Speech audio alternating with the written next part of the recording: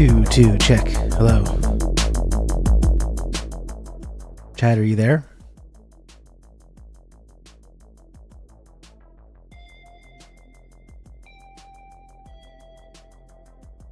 Are you with me, chat?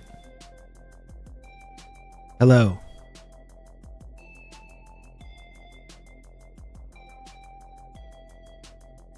I can wait just as long as you can. Chris is there. Hello, Chris.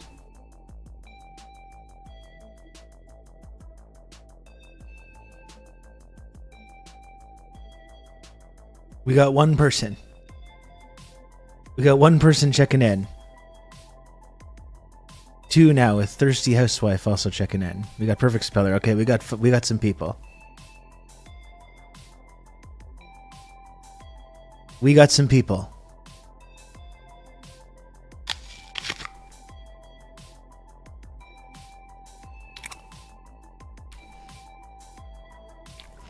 Jay refuses to check in.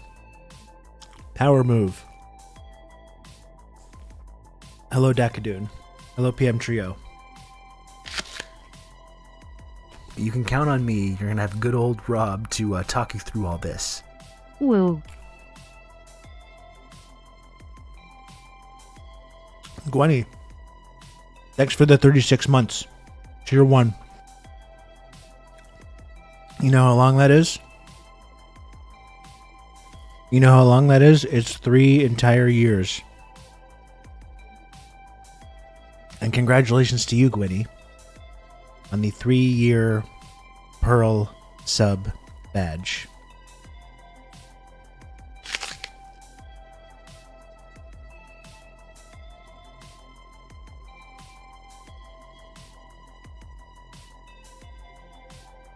You've earned it.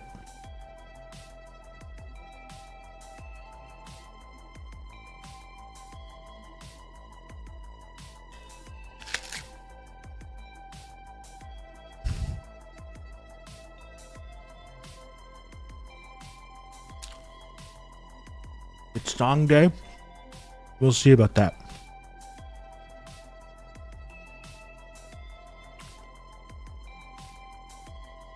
We'll see about that.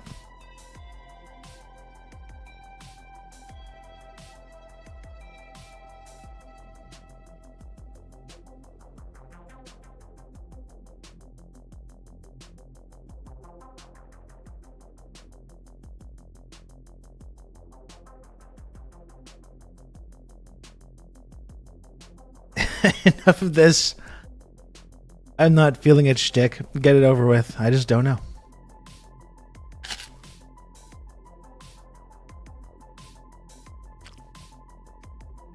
I just don't know.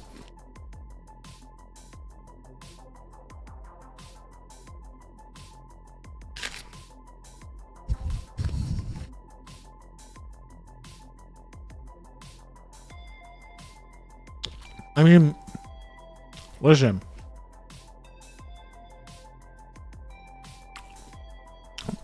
When you're singing for a couple dozen people on the internet, sometimes a few hundred people, depending on how many people are here, you have to be in the mindset that's conducive to that.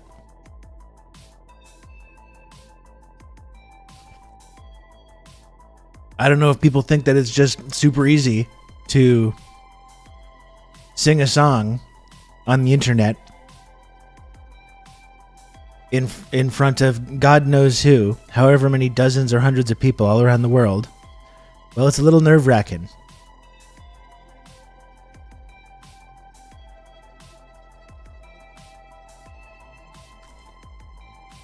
And you've got to be in the right mentality. The right headspace. Almost choked on my apple there.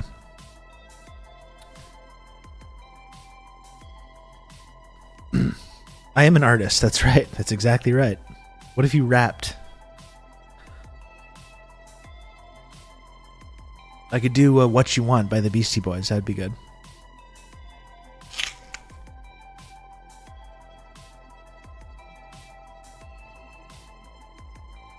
I don't know why that was the first one to come to my head.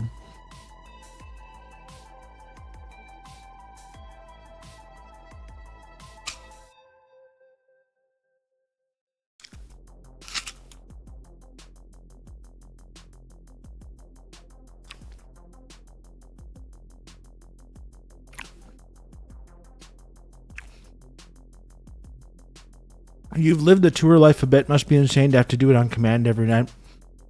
Honestly, like, in the tour lifestyle, the performing part was the easiest part. Because you just get into muscle memory, you get a surge of adrenaline.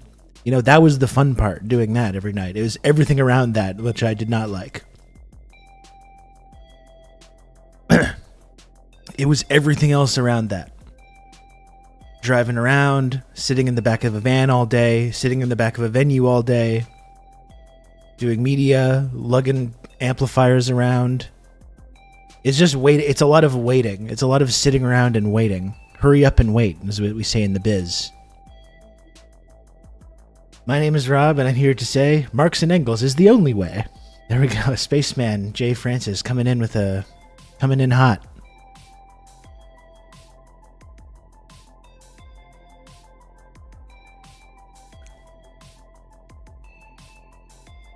Yes, I did do backing vocals. We do say that, Dakadoon. We do.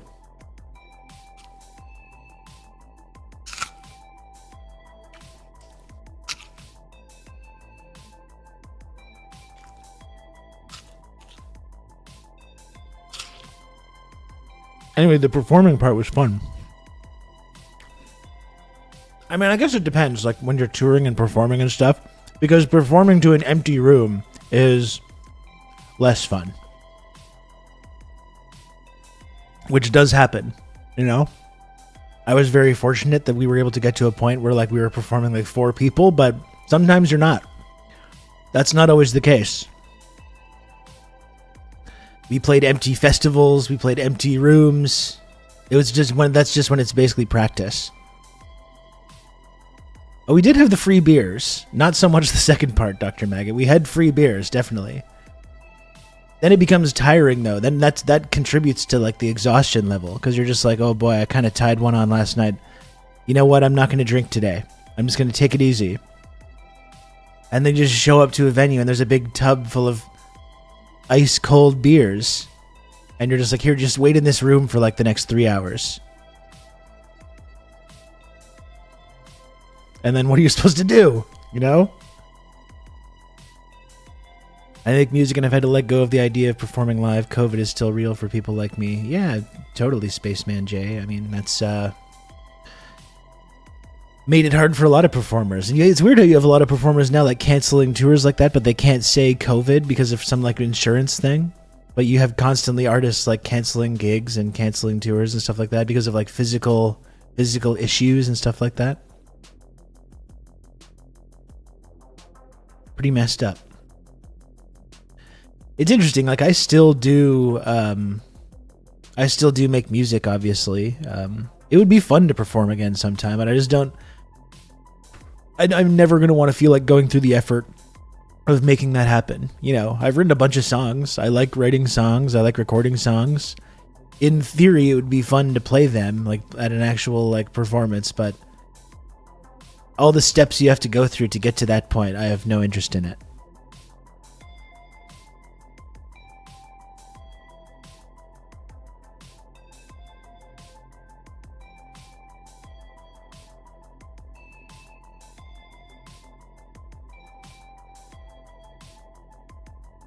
You know, cut yourself like Sid Vicious, or Andrew WK was really into that as well. I liked that Andrew WK album back in the day.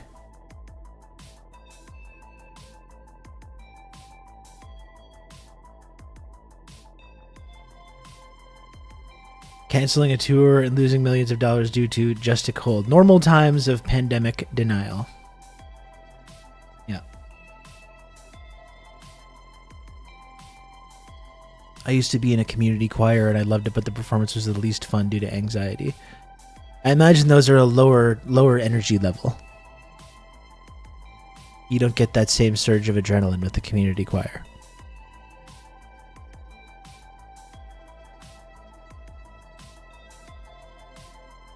A lot of these cancellations are about low ticket sales and they're hiding behind the illness excuse. Well, that makes sense too.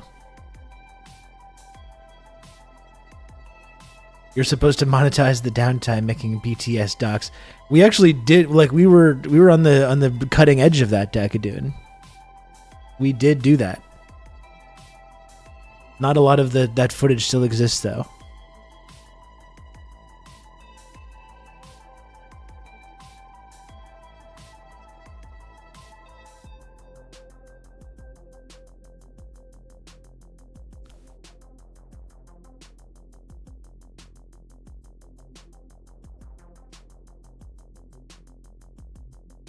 I'm really into this Zero Sugar Mountain Dew. It's been a game changer for me.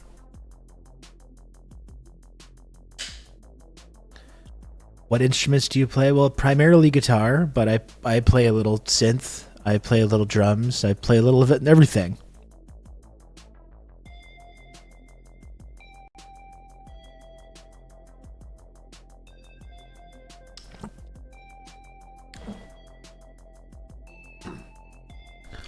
On the music that I usually record now, I program all the drums, though, because I'm not going to play live drums in my apartment. I don't think that would go over very well with people.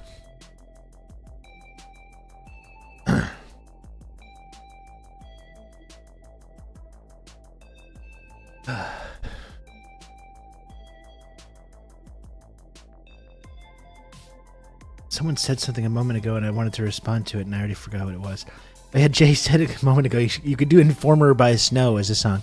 It's just funny because I was just talking about that song. I was with someone a couple nights ago, and we were listening to Dance Mix '94. If you're Canadian, there's those Much Music Dance Mix albums, which were quite popular. And the one that I really listened to a lot was Dance Mix '94, which had like "Return to Innocence" on it. It had "Shoop" by Salt and Pepper. A lot of other stuff. I Like to Move It, I think, was on there, and Informer by Snow. And I was wondering, because, like, you know, is Snow, is he like a white Jamaican? You know, there are white Jamaicans.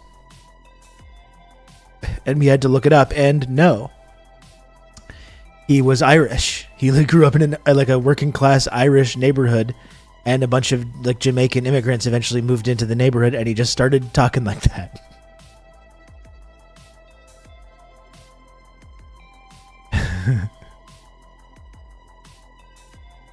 Salt and Pepper was the first album I ever bought with my own money. I felt very cool in 1994 listening to Salt and Pepper. I was like, oh boy.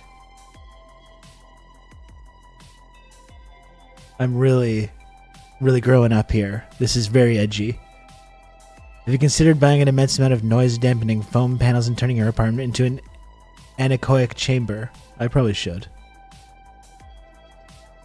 Do that. Glad to Husker, hello. Glad to see you're in your normal place you've always streamed from. Reliable Rob is what they're calling this guy. That's what they do call me, yeah.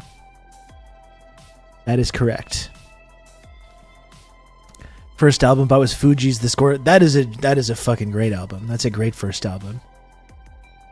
It wasn't that, I remember when that album came out. It was very big in my elementary school, but that was not the first album I bought. I think the first album I bought was probably, I mean, if you're not, okay, it was probably Weird Al, because like prior to I started listening to like, you know, rock music or whatever, it was a lot of Weird Al. And it was, my first album was Guns N' Roses' Use Your Illusion 2 for some reason. It was Green Day Dookie for me. Green Day Dookie.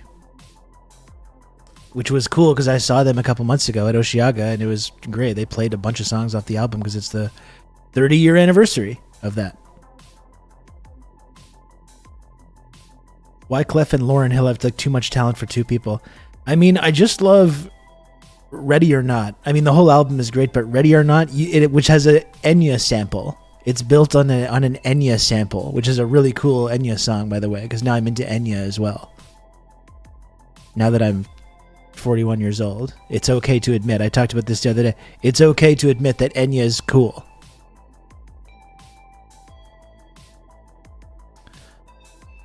There's nothing wrong with admitting that. But Ready or Not by the Fugees is built on this Enya sample. My first album was the Batman Forever soundtrack because I mistakenly believed that it contained the Danny Elfman soundtrack instead I discovered The Offspring and PJ Harvey and Seal Barfcast. Kiss from a Rose, that was the big smash hit single from that album. which I don't think was even in the movie. I think Kiss from a Rose was just like on the soundtrack.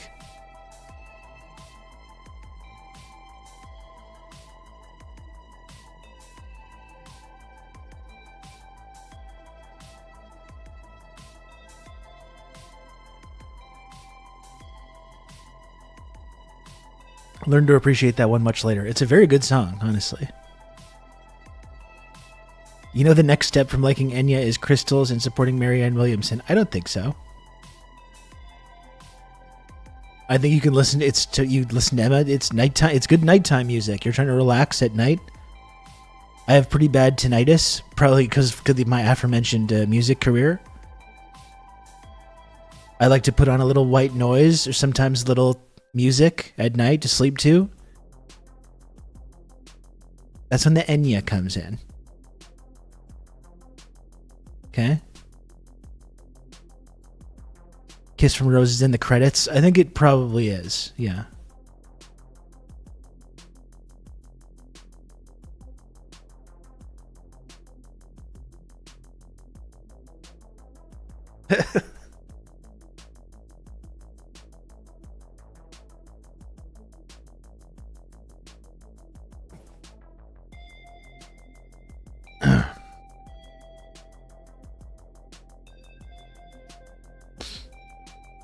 When I was in middle school, I had no idea that song was about cocaine. Wait, which song, Risk Adverse? Kiss from a Rose? It's the same as Semi-Charmed Life by Third Eye Blind. But even in the song, he literally talks about doing crystal meth, like in the song. So I guess I don't know what we were thinking. We just didn't want to. We didn't want to believe. We didn't want to believe our lying ears. The Stalin book incident. Okay, so while I do think the Stalin book incident contributed to my being taken off the Twitch front page, I haven't heard of any random like lefty streamers being put on the front page since that time. I think that was like some kind of weird experiment that was going on. There definitely was a correlation between me holding up the book and seeing my viewers just plummet. There definitely was a correlation, but it's not like there's all kinds of other like smaller time leftist streamers being thrown up there now. I had the Big Shiny Tunes version of Semi-Charmed Life, which I think was censored. Was it? I don't have to remember because I had that as well. That was Big Shiny Tunes 2 Bon Bon. One of the biggest selling albums in Canadian history.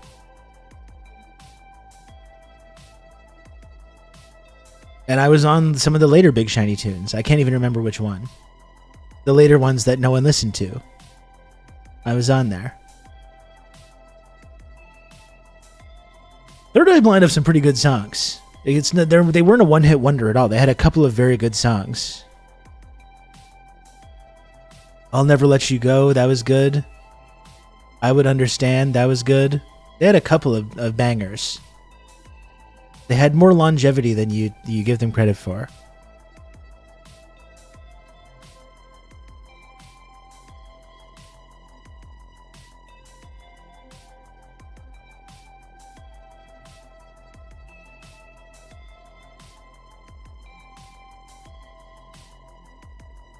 Hello, encouraging people. How's it going?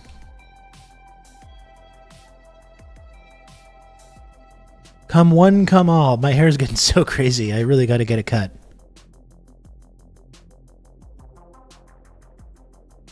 My hair's getting a little wild over here. I've been not super functional at like looking after myself the last couple of weeks. I think it's about time I started to get on that. I've been in some pain too the last couple of month or so. It just keeps going away and it coming back. It's very, very frustrating.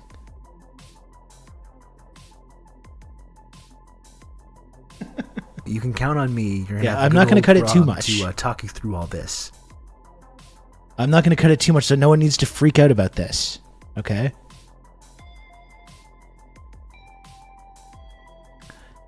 I think I might be moving on from the mullet lifestyle. I don't know. It's hard to tell because it gets very curly back here, but like it is quite long back there. And it might be about time for me to move on from the mullet lifestyle.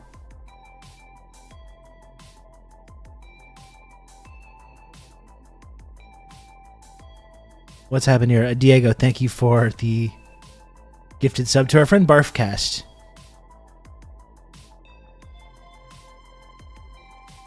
Barfcast has been such a big... both of you have been such big supporters of this... Both of you have been such big supporters of this program over the years. You can count on me. You're going to have good old Rob to talk you through all this. Time for the Rob Corpo build. No Corpo build. No. I'm not going full Corpo, believe me. I gotta keep a little bit of this look, but I gotta bring it in. I gotta bring it in a little bit. And thank you, Dr. Maggot, for gifting a sub to our new friend, Spaceman J. Spaceman J, I'm happy you showed up today. It's always nice to see new people in the community.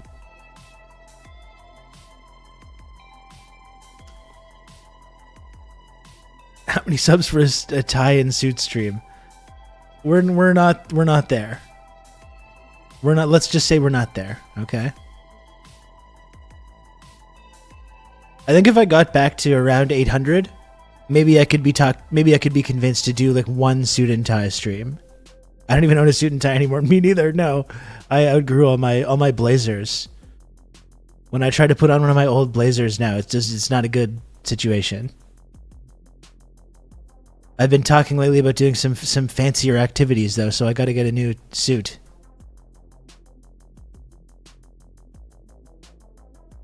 Been talking about maybe going to the orchestra sometime.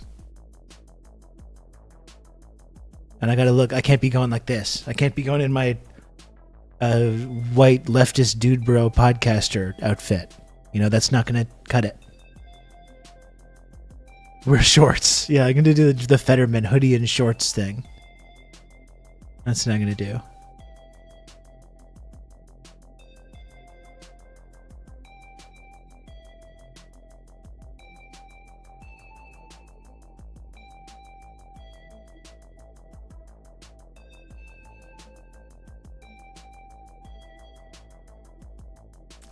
Wear the tuxedo t-shirt. I just don't know if that's a very good idea. I don't know if that's a very good idea at all.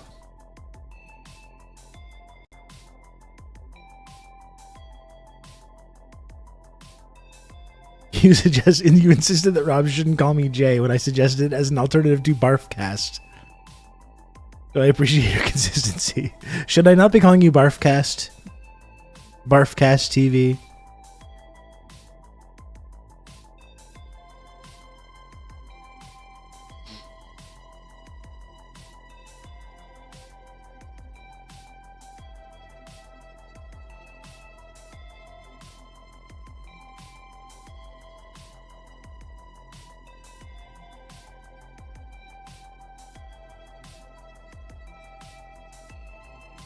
Call me a shipporter.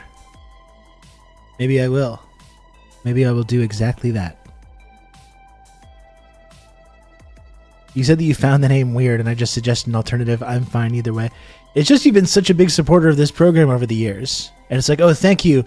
Thank you for your support, Barfcast. It's just one of those things that's like weird, you know? But I'm okay with it too. I'm okay with it too.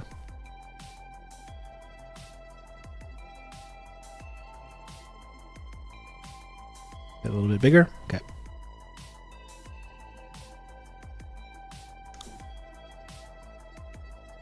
My man Barf. No.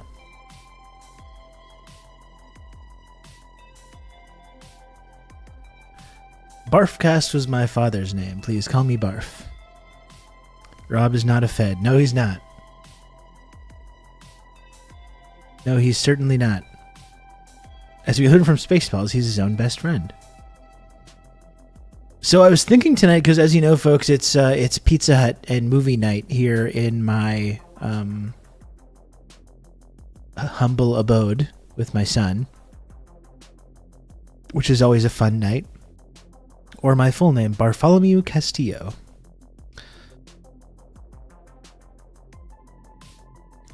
I was thinking about watching Shaun of the Dead with him. That's kind of what I'm thinking tonight. I thought that could be a good entryway into the zombie genre. I kind of wanted to watch Dawn of the Dead with him this month, honestly, which I think he could watch. Like Dawn of the Dead, it's not like it's even that. Dawn of the Dead is not even that scary. It's one of my favorite movies ever, but Shaun of the Dead is also very funny. In addition to being a very good zombie movie. How old is the kid? He's 8. He's almost 9. He's turning 9 in like 2 months. Little over 2 months. It's really funny. Well, just from like the Netflix preview, you know, you go on Netflix and it previews a little scene from the movie. I was just showing him last night the scene, which is so great. When they do the 2 tracking shots, there's the tracking shot of him getting up and going to the shop in the morning, and then the next day he goes again and like the apocalypse is happening and he doesn't realize it. It's so funny. I was just showing him that last night and he was that kind of piqued his curiosity, I think. He just doesn't notice all the zombies and stuff. Fuck, it's so great. It's really funny. It is a classic.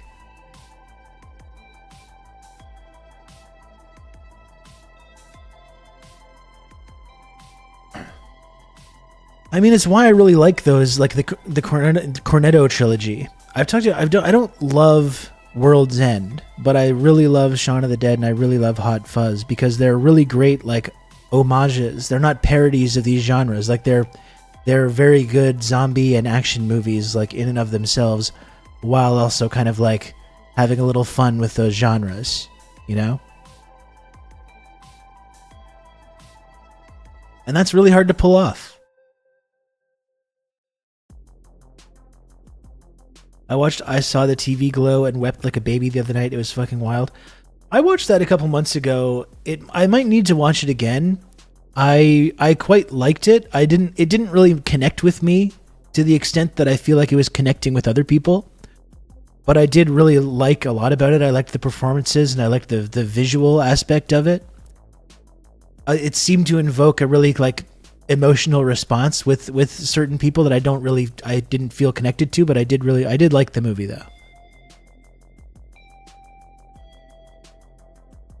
I always hated scary movies. That one was the first scary movie I ever saw. Probably much younger than I should have to seen it, but it turned out fine. I'm good, I think. I came out as NB at the age of 40, so it really hit home for me. Oh yeah, I can see why that would have a big impact.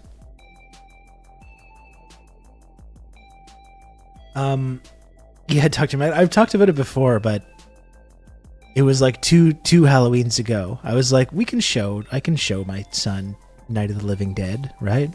It's like black and white. It's tame compared to most standards today, you know? We can watch Night of the Living Dead. And then a bunch of stuff happens in the end of the movie, and I was like, I maybe overshot this just a little bit.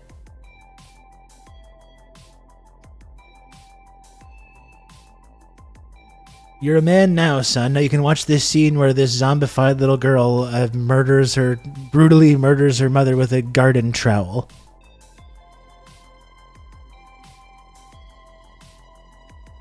Night of the Living Dead freaked me out as a kid. I mean, the first zombie movie that I saw was the remake. There was the remake of Night of the Living Dead in the early 90s. That was directed by Tom Savini. That was the first one I saw. I just saw it on like HBO or one of these like movie channels. I was just flipping through the channels and saw that, and that fully like captured my imagination with that genre.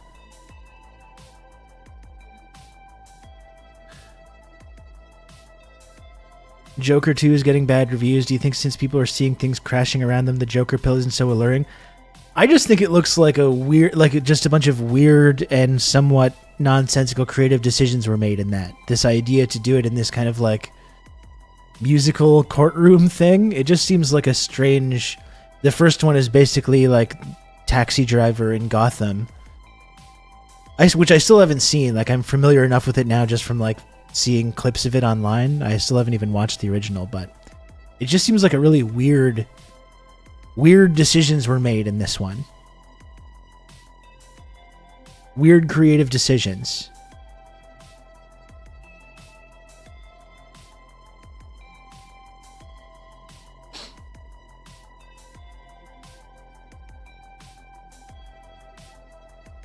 Based on what I heard, Todd Phillips tried to make a meta movie about the first Joker movie, and he's too dumb to pull that off. This is what I mean. It's like Todd Phillips and this property. I don't know if they're quite the heavyweights that you want to kind of do something like interesting and different. You know what I mean?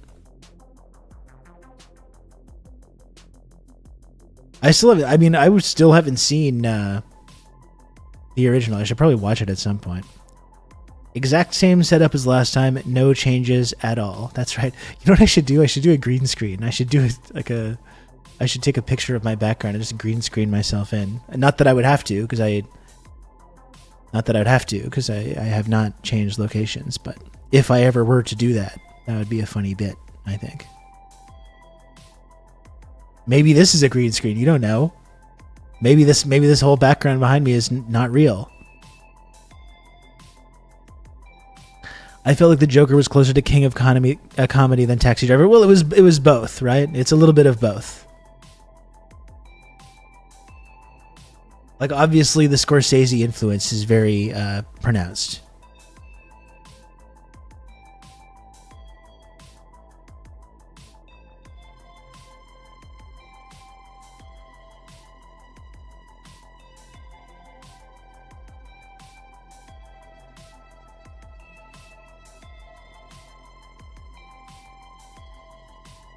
Remember when people thought the first Joker was going to cause some kind of like incel uprising? And then for the next one, they decided to do dark and gritty singing in the rain. Yeah, I just don't know about this. I just don't know.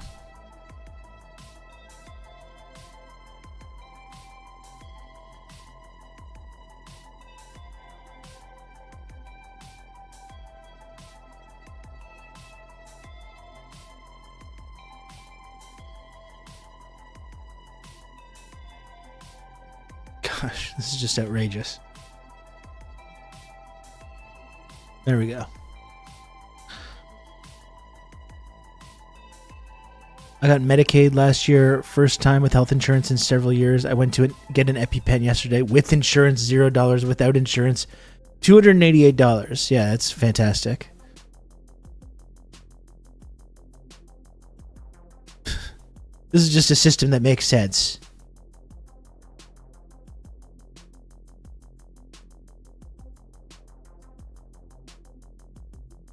Yeah, I can't answer the question, Jay, because I've still not watched the movie. I guess I should watch it at some point. Hello, Blurp Blurp. Hello. Welcome. Good morning. Great interview yesterday, Rob. I enjoyed listening while I worked, especially the Squib Discourse. Thanks. I really liked talking with those two as well. I really do encourage people to check out Justice Warriors also. I'm not just like saying that as like a plug to plug this thing that we were talking about on the show. Like, it's genuinely very funny. The art is fantastic. Really do encourage people to check it out.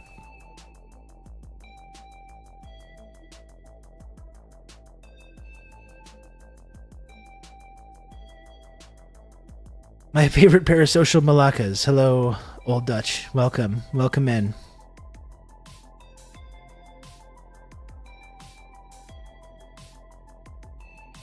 I will be getting it. I enjoyed Matt You've Bohr's just become an work for elite years. member He's of fantastic. the Friendship Triangle. Blurp Blurp, thanks for 5 gifted subs. Hell yeah. Really appreciate that, Blurp Blurp. Thank you for that.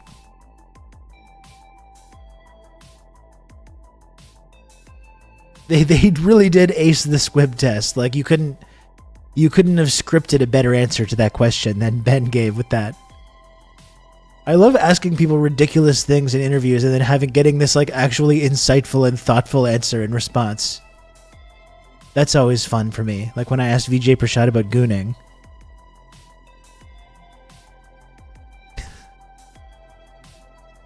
That was great.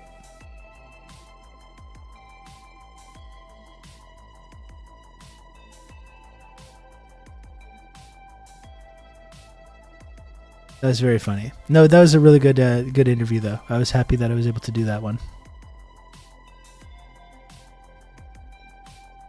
I read the first one and loved how many different types of mutants were on every page. There's so much going on, yeah, in every panel. It's really cool. You can tell The Simpsons is a big influence as well, because there's just everything. Every frame is just packed with interesting images and gags and all kinds of stuff.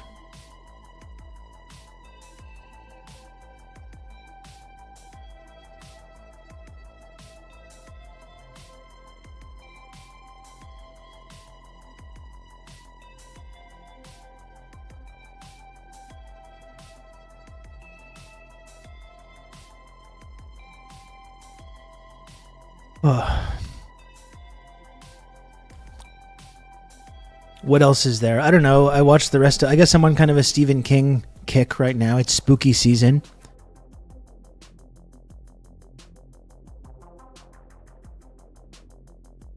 And I watched the rest of The Mist last night. I tweeted about this, but I guess I could just reuse the material. You know, I won't get into spoilers if you've not seen The Mist. But like, it's got this very kind of like iconic and extremely bleak ending.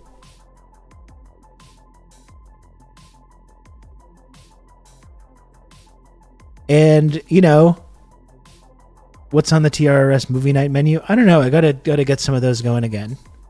For a while, I was being good at like doing those movie nights, and I kind of lost it.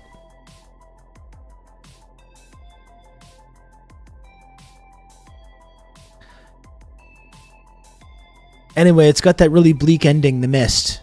Really worth watching. Like I was saying yesterday, I think there's all the monsters are mostly CGI, and I would like some wet slime covered puppets. I think would instantly make that way more iconic, that film. Really good cast though, a lot of stuff to like about it. It's got this really bleak ending, and yeah, if I was that guy in the end of the movie, I would have just hung out for another couple minutes, you know? What's the rush?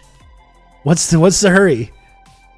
Like, I get the sentiment behind what happens in the ending, but like, you know, you can just take a moment. You can just take a couple moments. What's the harm in that? He didn't have anywhere to be. He wasn't late or anything. Just take your time, you know? This is a big thing you're doing here. You know what I mean? Just hang out. You don't know what's going to happen. This guy seemed like he was in a hurry a little bit. It's like a little bit troubling. Anyway. I do recommend, if you've never seen The Mist, maybe it's going to work out. Yeah, like, you don't know. You don't know. Anyway, if you've never seen The Mist, I do recommend it. It's on Canadian Netflix anyway. I don't know about the US, but...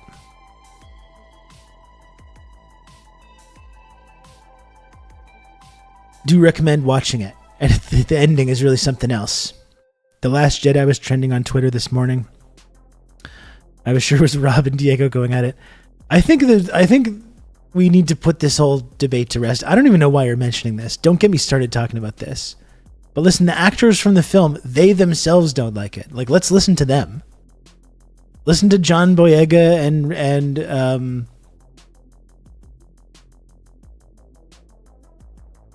Daisy Ridley, right? They don't like it. Why is that? Anyway, let's move on. We're moving on. I've never seen The Mist, just read the plot to spoil the ending for myself because everyone talked about it. It is definitely worth watching. Definitely worth watching.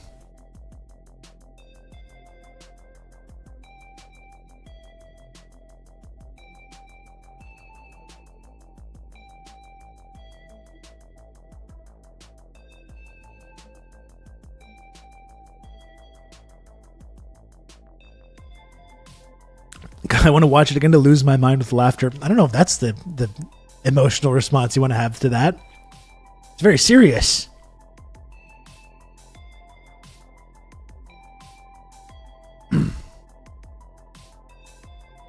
That's my only thing, though. You know, just hang out for a couple minutes. What's the worst that's going to happen?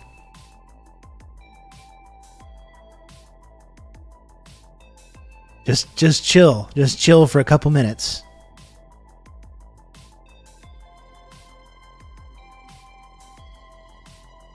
It's a twist I didn't expect and I lost it. It is really bad. It's like, oof. It's a big cinematic oof moment, that's for sure. Oof.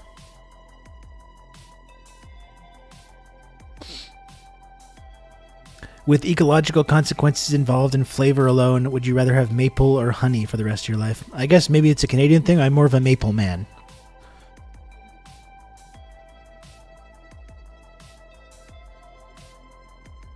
More of a maple man over here.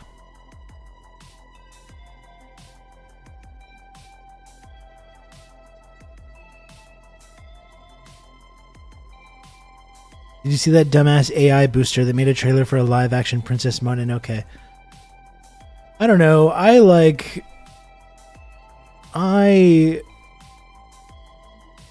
was a little ambivalent about. I've talked about. I never came down on this like super anti-AI stance, but it's seeing what's happened with the technology in the last year has made me be like, okay, yeah, this is not good. This is not good. And did you see that? Like, there's the image of like a little girl with a puppy that people were that went super viral after the hurricane, and the boomers are not going to be able to handle this. Like in a year or two, they will not be able to tell which images are real and which are not real. I saw a whole like text message exchange this person had with his parents, telling them this is not a real image, and the dad was like, "No, I don't believe you. It is." Like, they are going. The AI stuff is going to really fuck with the boomers. Like, it's already happening. Like the whole Facebook AI slop genre of content. It's already tricking the boomers, but in a year or two, it's going to be like way past that point.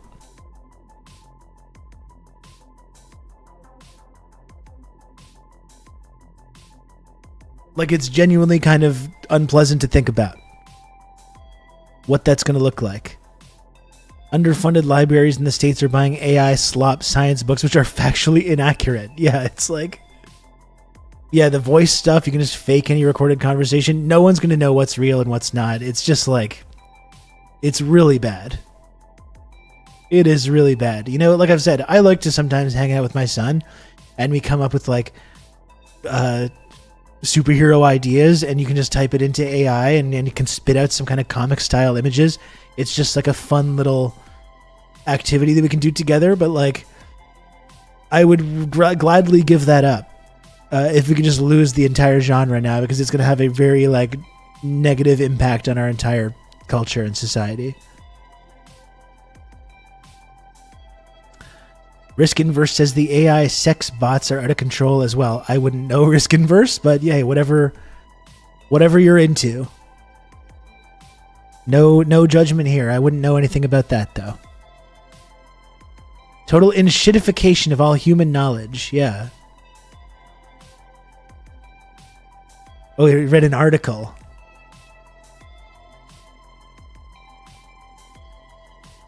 No, of course. Of course.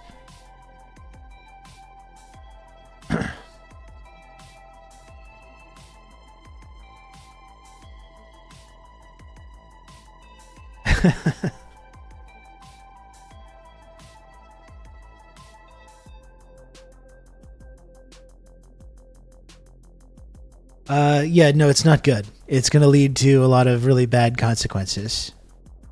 We're really fucking up the internet really badly. Like, we have to accept now that the internet as we know it, like from 15 years ago, even 5 years ago, is just gone now. It's just gone. All the Google image search results are all like AI slop now. It's all mixing in with the real factual information.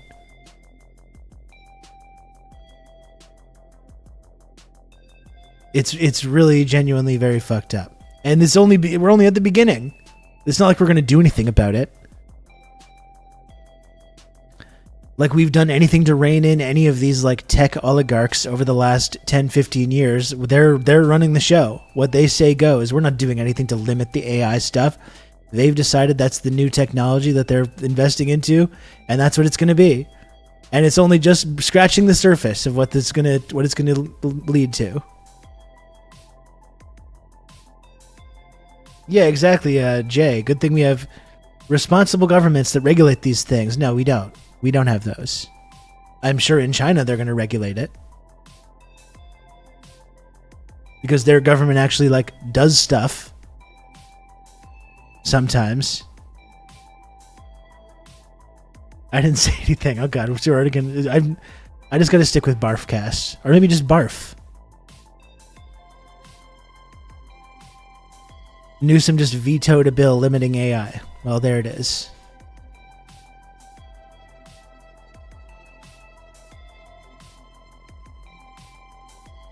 Well, there it is.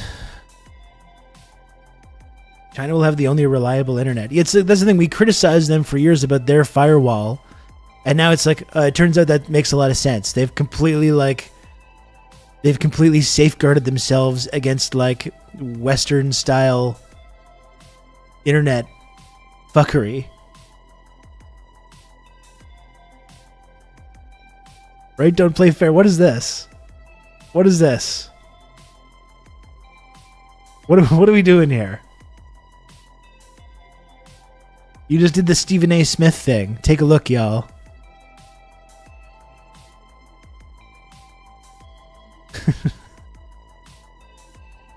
Click it. I'm not going to click that. No. I'm not going to click that. I think that's going to give me some kind of sex bot virus. Like what Riskinverse was saying.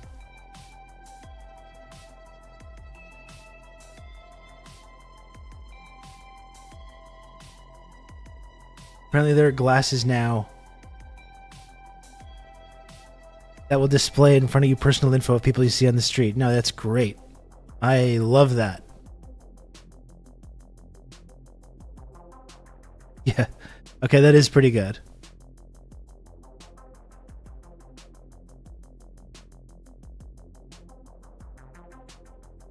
Whoops. Let me just fix this here.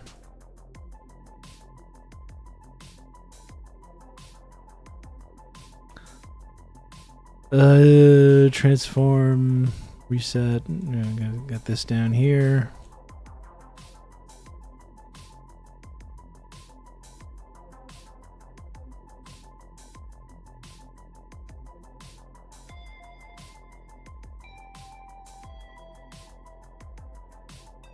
Yeah, like the next as the next couple years, as this AI stuff increases, it's just really gonna get really messed up. Things are going to get weirder and weirder and weirder.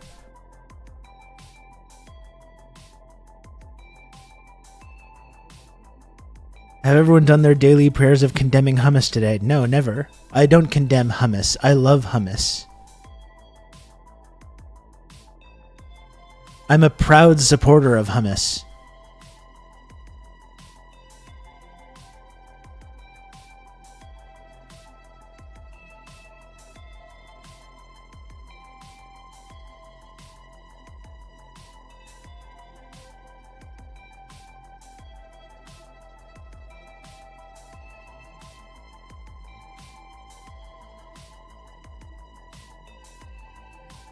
Not Sabra, though. No, we don't buy that. We don't fuck around with that over here.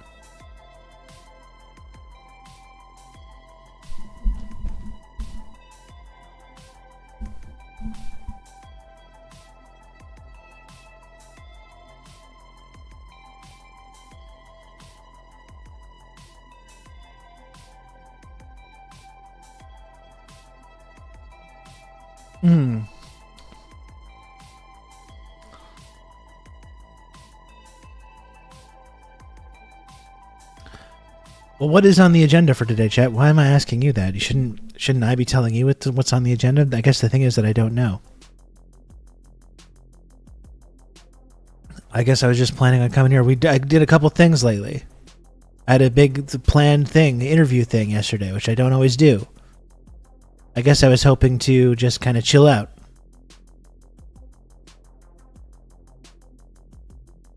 Entertain me now! I'm trying. That's what I'm trying to do. I log on here every day trying to entertain people. Israel attacked Russia last night, so I guess we're doing World War III.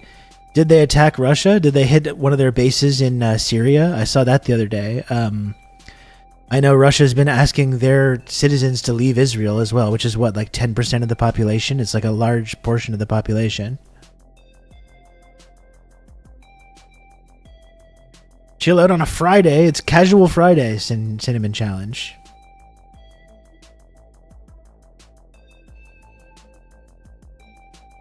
It's casual Friday over here. I'm wearing jeans. I'm wearing jeans and flannels. That's goddamn right. I guess Bibi was mad that Putin didn't stop Iran missile attack. What's that? Remember that Palestinian wedding song? Mr. Putin, harden your heart. Increase your attacks. Remember that? Kind of interesting.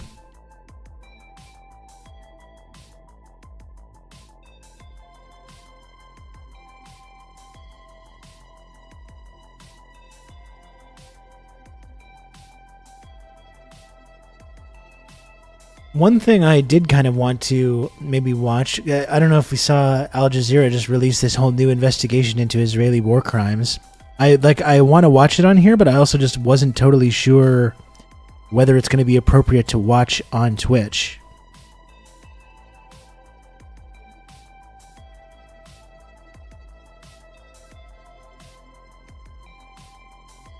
But that seems like a really damning and comprehensive collection of documented crimes that have been committed. It's graphic in some parts. Yeah, that's the thing. I'm not totally sure what to do. I think it's important for us to watch. I would like to watch that on here, but I don't want to get banned from Twitch at the same time. Israel doesn't do war crimes according to the US, so there shouldn't be any TOS violations.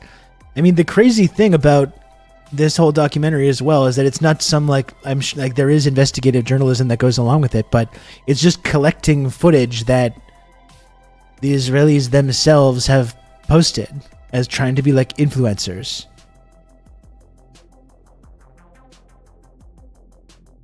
That's the really crazy thing about it.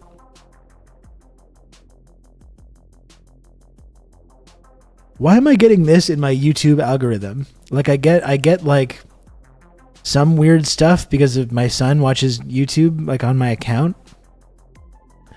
Why am I getting woke busters? Mel Gibson shatters Hollywood woke culture. Why am I getting that in my algorithm?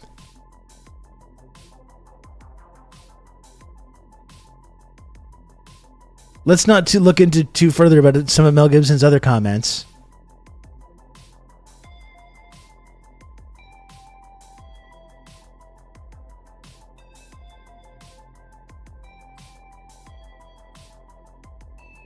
I knew your son was a top G. He watches a lot of like comic-y stuff on YouTube, and I'm having to really monitor that as well because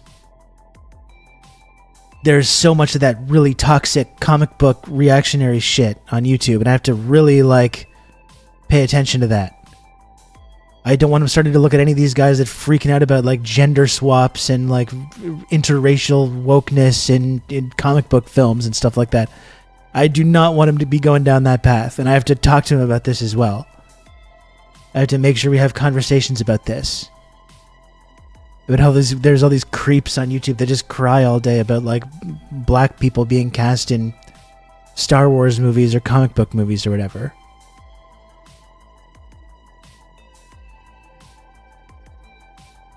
Rob, just let YouTube raise your child. That's the other option as well. He may just rebel. Well, that's not if I just block all the channels. I can just go and systematically block them all.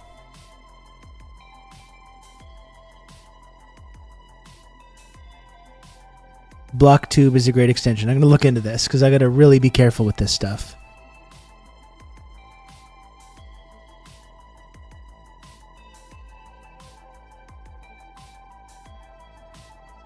Dad, have you heard of this guy, The Quartering? I'm already a little bit freaked out because, okay, so, you know, Halloween's coming up. Halloween is coming up, and I'm trying to ask him, like, what he wants to dress up as.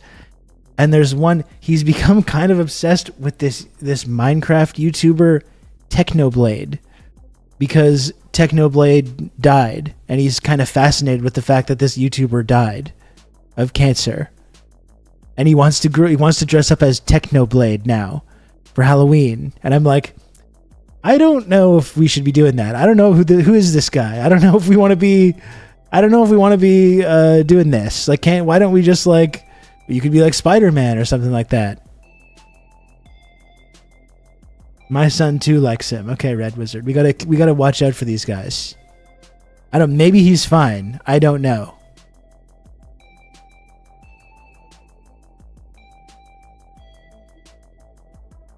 I don't really know, but my son has become very obsessed with Technoblade.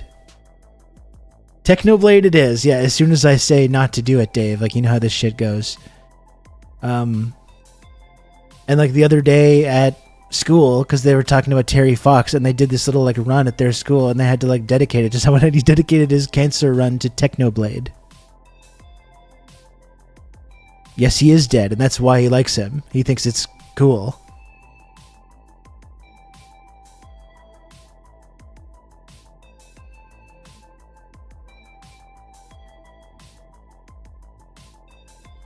You can count on me. You're gonna have good old Rob to. I think it's okay. I think that guy was sincere. Okay.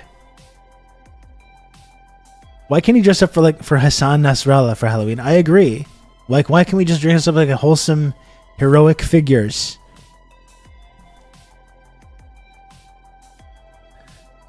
Have him dress up as a more wholesome content creator like Destiny. Oh God.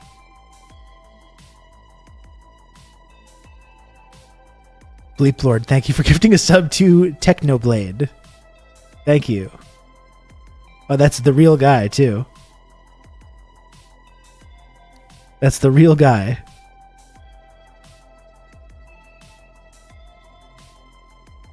Prayers up for Technoblade.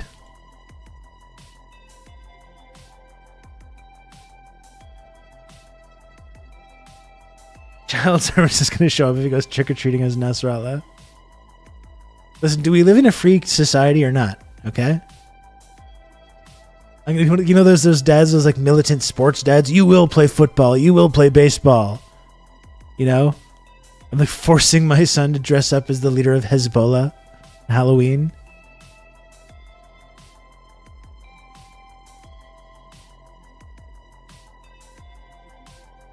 Dad, this Destiny guy is like a cool version of you. Instant KMS.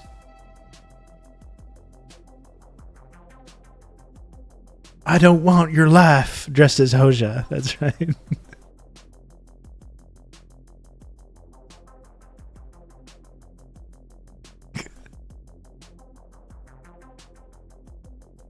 Oh. Oh, that's very silly. Very silly. The rebellious phase comes faster than you think. No, I believe it. I believe it.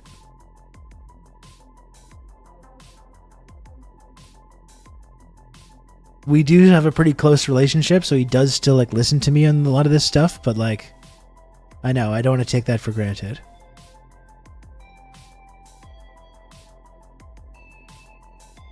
Any Ayatollah costumes at the spirit store? I think we could use rebel against your son. Flip the script. Yeah, I mean, that's why we all do the slang here, right? That's why we all say we even though we sound ridiculous doing the Zoomer slang, it serves a purpose because it becomes less cool.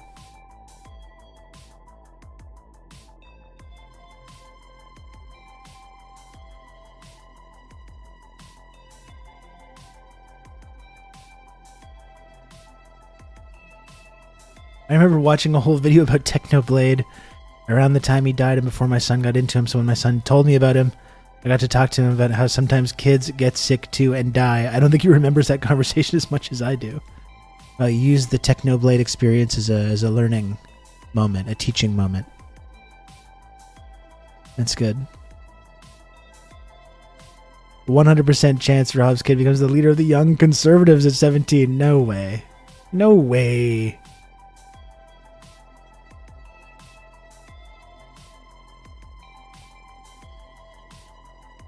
Don't do this to me, Chad. Don't do me like this.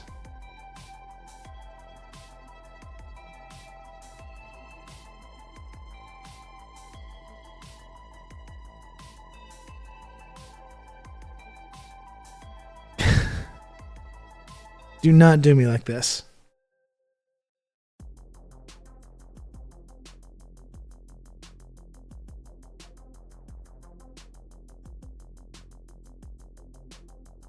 tell him you're dressing us Technoblade for Halloween, and it would be weird if you both did it.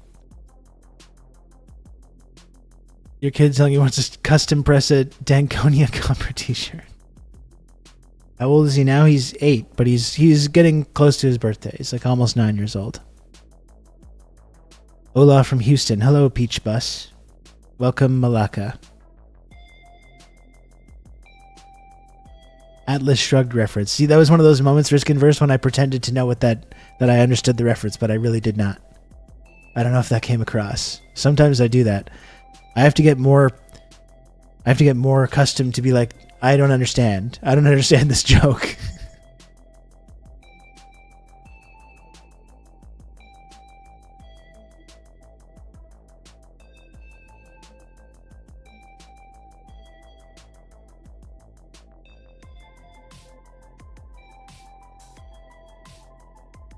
Humbleness is a virtue. Yeah. Sometimes you have to admit that you don't know what the hell's going on.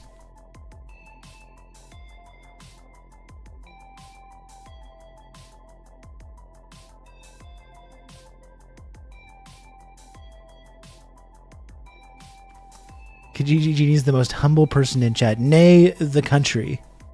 How about that? Not even in this chat.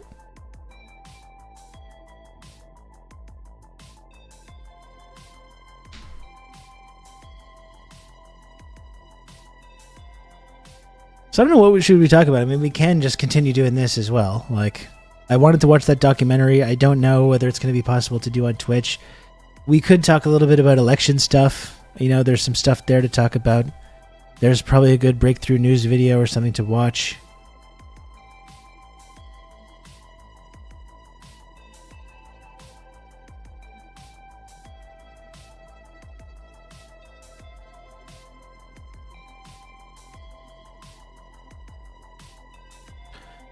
Ooh, there's a whole breakthrough news video with Ben Norden. That could be good. I should get Ben Norden to come back on here too.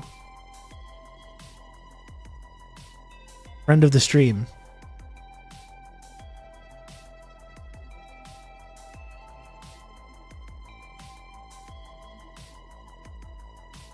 God, this is so bad. Here's the question. Look, let's do a little of this talk, okay? Because I do want to like get into this, okay? And not just talk about random bullcrap all day.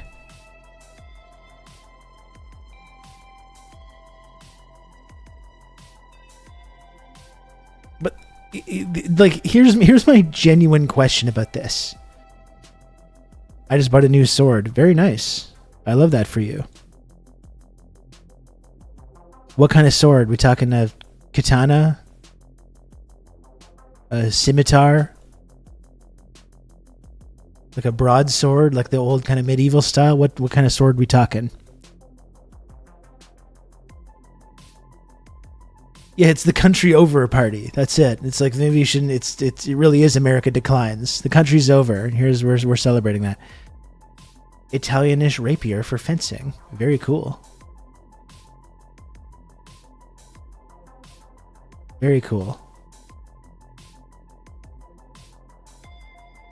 Have you seen the clip of the immigration lawyer in Ontario getting a visit from the RCMP about her social media comments? No, I haven't seen that. No. Worth watching. Maybe send that to me somehow, Old Dutch, in the Discord or something, because that does seem interesting.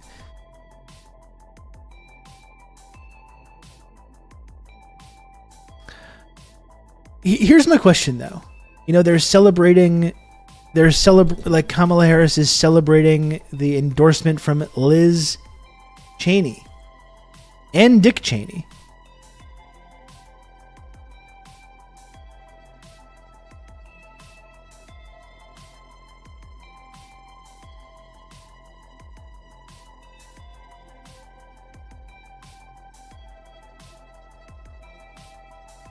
And like, I'm going to turn this down a bit.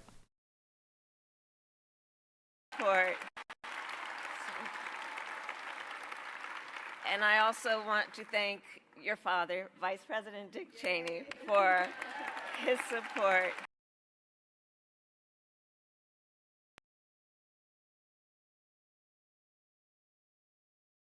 Whoa, what just happened? Oh, that wasn't me. And I also want to thank your father, Vice President Dick Cheney, for his support and what he has done to serve our country. Every endorsement matters, and this endorsement matters a great deal, Liz, and it carries a special significance. Here's the question, though. Who is this for? Who is this for? Like, seriously. Like, Dick Cheney, when he left office, was like one of the most deeply unpopular politicians in like modern American history. Not just among Democrats. Republicans hate this guy. Republicans can't fucking stand this guy. So even the entire thing of like, oh, we're reaching across the aisle, we're getting these Republican endorsements, we're showing how like reasonable we are and moderate we are. Who are the people that are like, oh, Dick Cheney supports Kamala? Well, then I better revisit this then. Like, who are the people? Like, literally. Is there anyone? This is for liberals who are already voting for Democrats. Is this actually doing anything to like bring people into their coalition? Is Liz Cheney popular? What was Liz Cheney's last election like? She got absolutely swept away in a total landslide. Deeply unpopular person.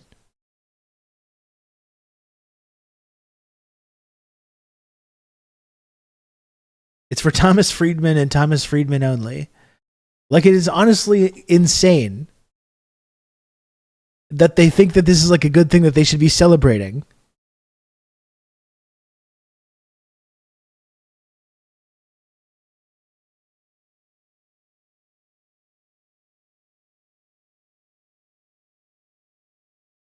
In fact, I'm going to quote one like major Democratic Party official, okay, on this, about Dick Cheney.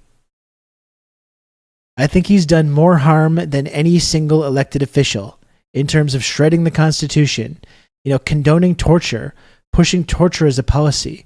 This idea of a unitary executive, meaning the Congress and the people have no power in time of war. You want to know who said that? Dick Cheney trusts that the American people can make judgments that are in the interest of the country. But the thing I really, really think he's done, I think he has done more harm than any other single high elected official in my memory in terms of shredding the Constitution, condoning torture, pushing torture as a policy, this idea of the unitary executive, meaning the Congress and the people have no power in a time of war, the president controls everything. And I don't have any animus toward Dick Cheney. But I really do think his attitude about the Constitution and the prosecution of this war has been absolutely wrong. Dick Cheney, this war that Biden also fully supported. It's always really shocking seeing those clips of Biden, even from like 10, 15 years ago, right? It's like a totally different person.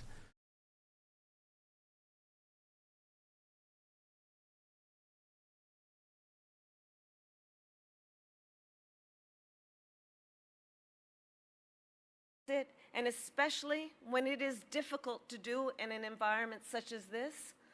But Liz Cheney really is a leader who puts country above party and above self, a true patriot, and it is my profound honor. 2 percentage points up, well within the margin of error. They think this is going to bump them. And again, like we talked about it, they bring in like Tim Walz, someone who has this kind of like progressive credentials, someone who can talk about these like populist economic issues, kind of things that might appeal to young people or might appeal to like working class people. And then they're like, make this guy shut the fuck up, bring him into like our Democratic Party machine and spit out this just Democratic Party neoliberal automaton on the other side.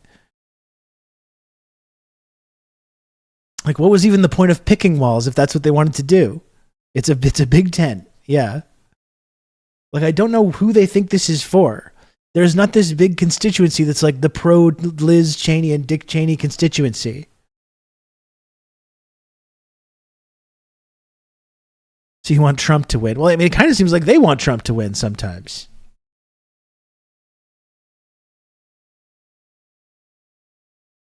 He was a China watcher for years. Well, I know that. I do know that. He's like a liberal. He's like a liberal cinephile.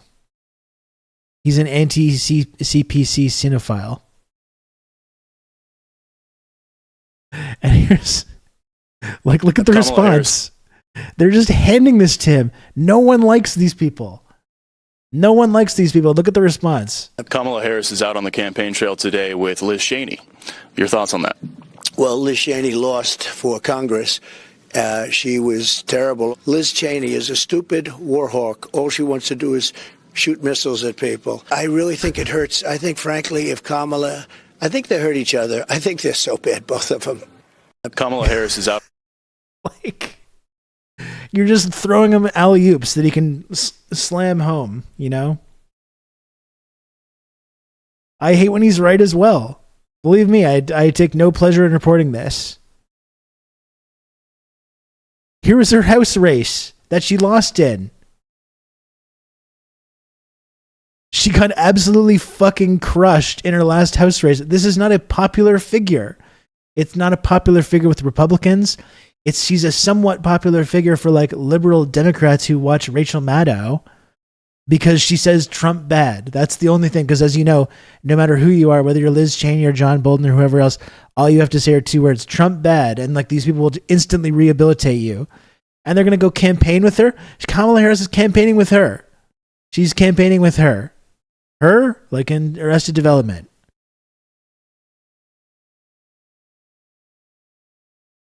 Oh, thanks, Old Dutch. If they were going to do this stuff, they should have just picked Shapiro since he actually lives this disingenuous crap. It's so nonsensical. Like I've been saying, any momentum that they had, and they did have quite a lot of momentum after Biden stepped down, and they've just systematically said like, no, thank you. And all the people that were excited, they were like, stop being excited. And every single thing that they've done since that time has been to like be like, don't worry, nothing will change. We're no differentiation from Biden's administration, and we're going to run like moderate Republicans. In case anyone might have been enthusiastic or like somewhat excited to actually support this party for like a few days.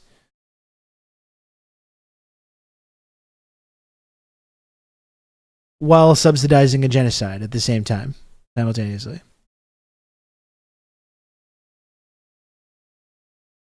It's just crazy to me.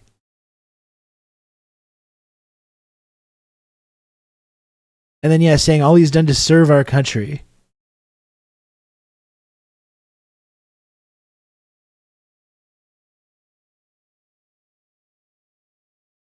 Oh, good. You got the endorsement of this person.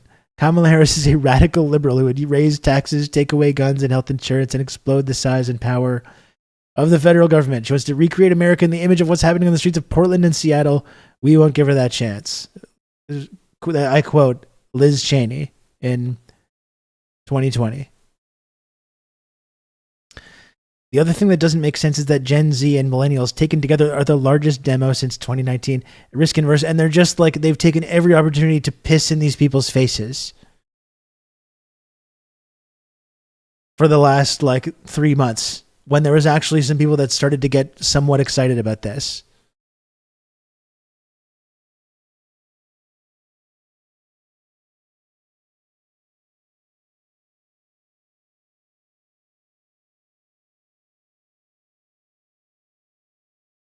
It's just crazy.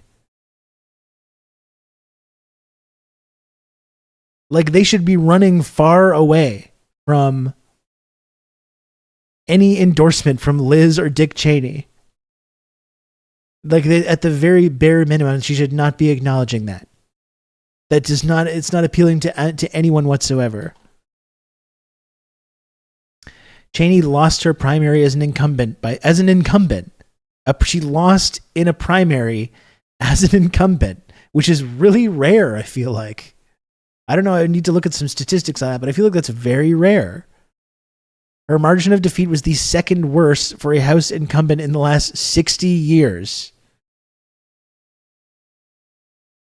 Poll after poll coming out that Kamala is sliding with youth, Arab Muslim, Black, Latino, and union members. Who is this for? It's a great question. It is a great question. Who is this for? I don't know.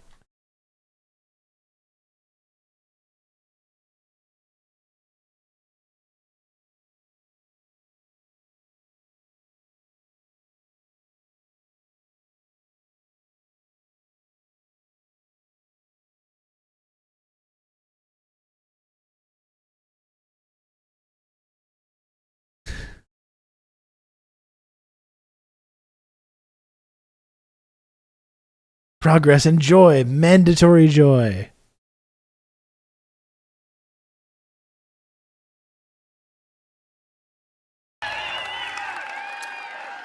Wow.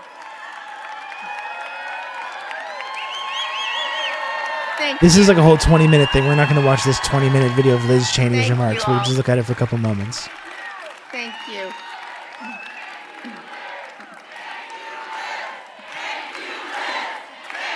Thank you. You got Thank Democrats chanting, "Thank you, Liz." Boy. My God, what an amazing day to be in Wisconsin. Thank you all.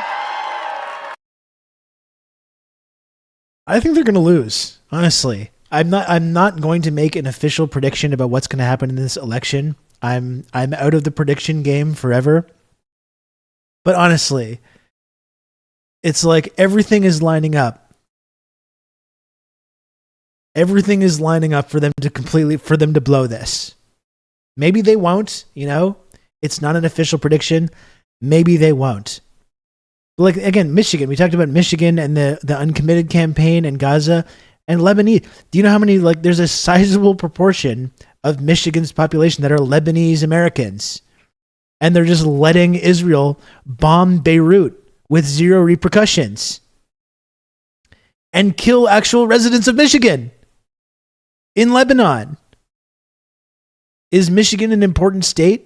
I kind of think it is. I kind of think they need that one.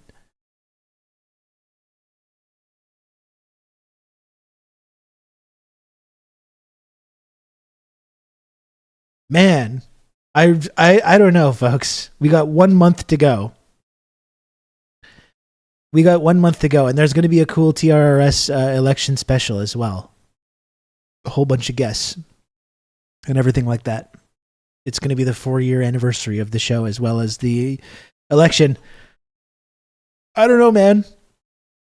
I think they're going to lose. It's not an official prediction, but I if I was really caught up in this, I would not be feeling good right now. Thank you so much. Thank you, Sheriff, for your courage and your service and for that wonderful introduction. It is such a pleasure to be here today at Ripon College. And I have to tell you all, Wisconsin is special for me for a particularly important reason. Way back in 1966, when a very young Dick Cheney and Lynn Cheney were graduate students at the University of Wisconsin. They're cheering for Dick Cheney. This I is was so born here. bad. And so go Badgers, exactly. So coming back to Wisconsin always feels to me more than a little bit like coming home. I want you to know the last time that I was here campaigning was 20 years ago in 2004. And although politics divided us, certainly in that year, we were united in our admiration for the Packers' legendary Bart Starr. And one of the most special and memorable days I always had recall the in- James Comey flip-flop. Exactly, because like I said, it's all it is being opposed to Trump. You can literally go from this guy is the devil himself who cost Hillary the election to being this guy's a hero who loves democracy because Trump fired him.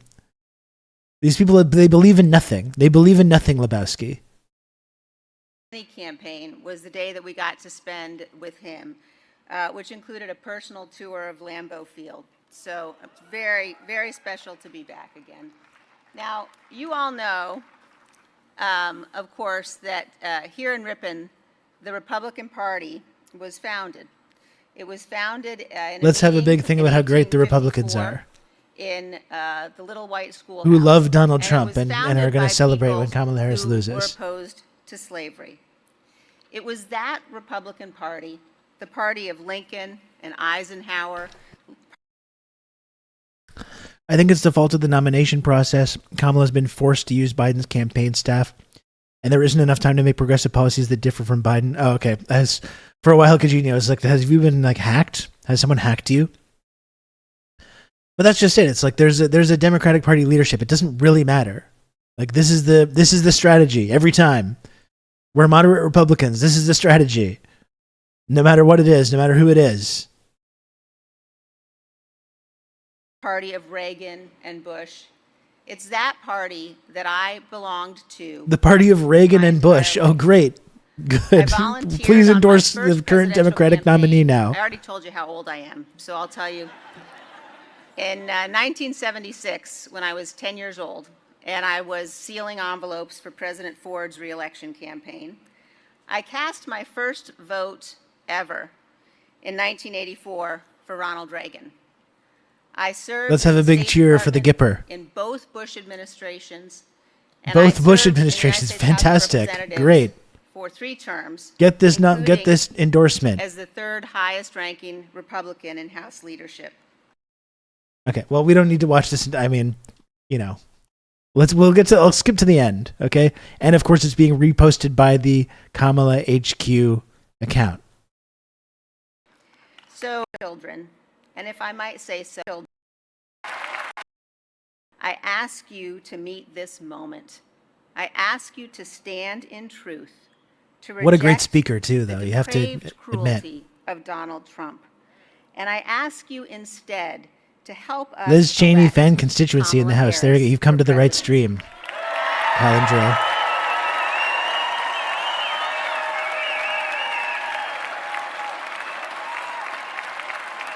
Saying this to a crowd of people in Brat Summer pineapple shirts. And people were so pissed off at Chapel Roan for being like, I don't want to be involved in this. I know that President Harris will be able to unite this nation. I know that she will be a president who will defend the rule of law. And I know that she will be a president who can inspire all of our children, and if I might say so, especially our little girls.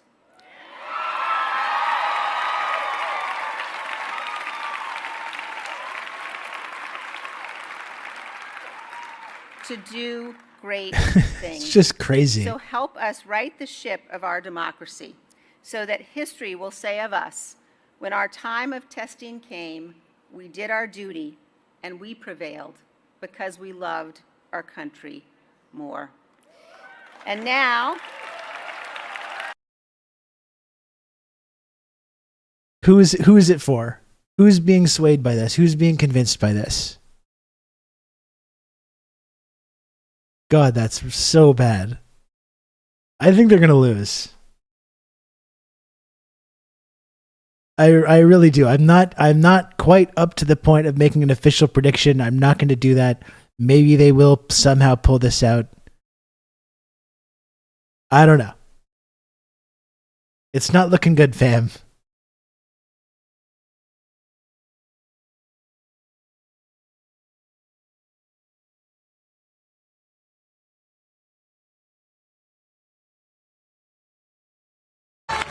Here's how MSNBC is talking about it.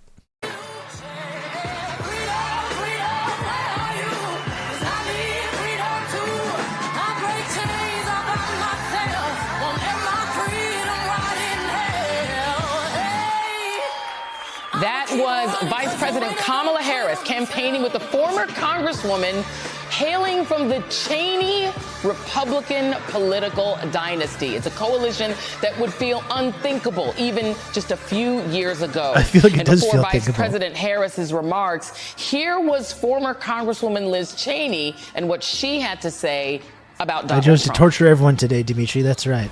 I have never voted for a Democrat. Good. Let's But bring her this in. year, I am proudly casting my vote for Vice President Kamala Harris. That's not a dynasty. It's two people. No, I agree. Vice The President Cheney Harris dynasty. is standing No, in the breach let's calm at down a here. critical moment in our nation's history. She's working to unite reasonable people from all across the political spectrum.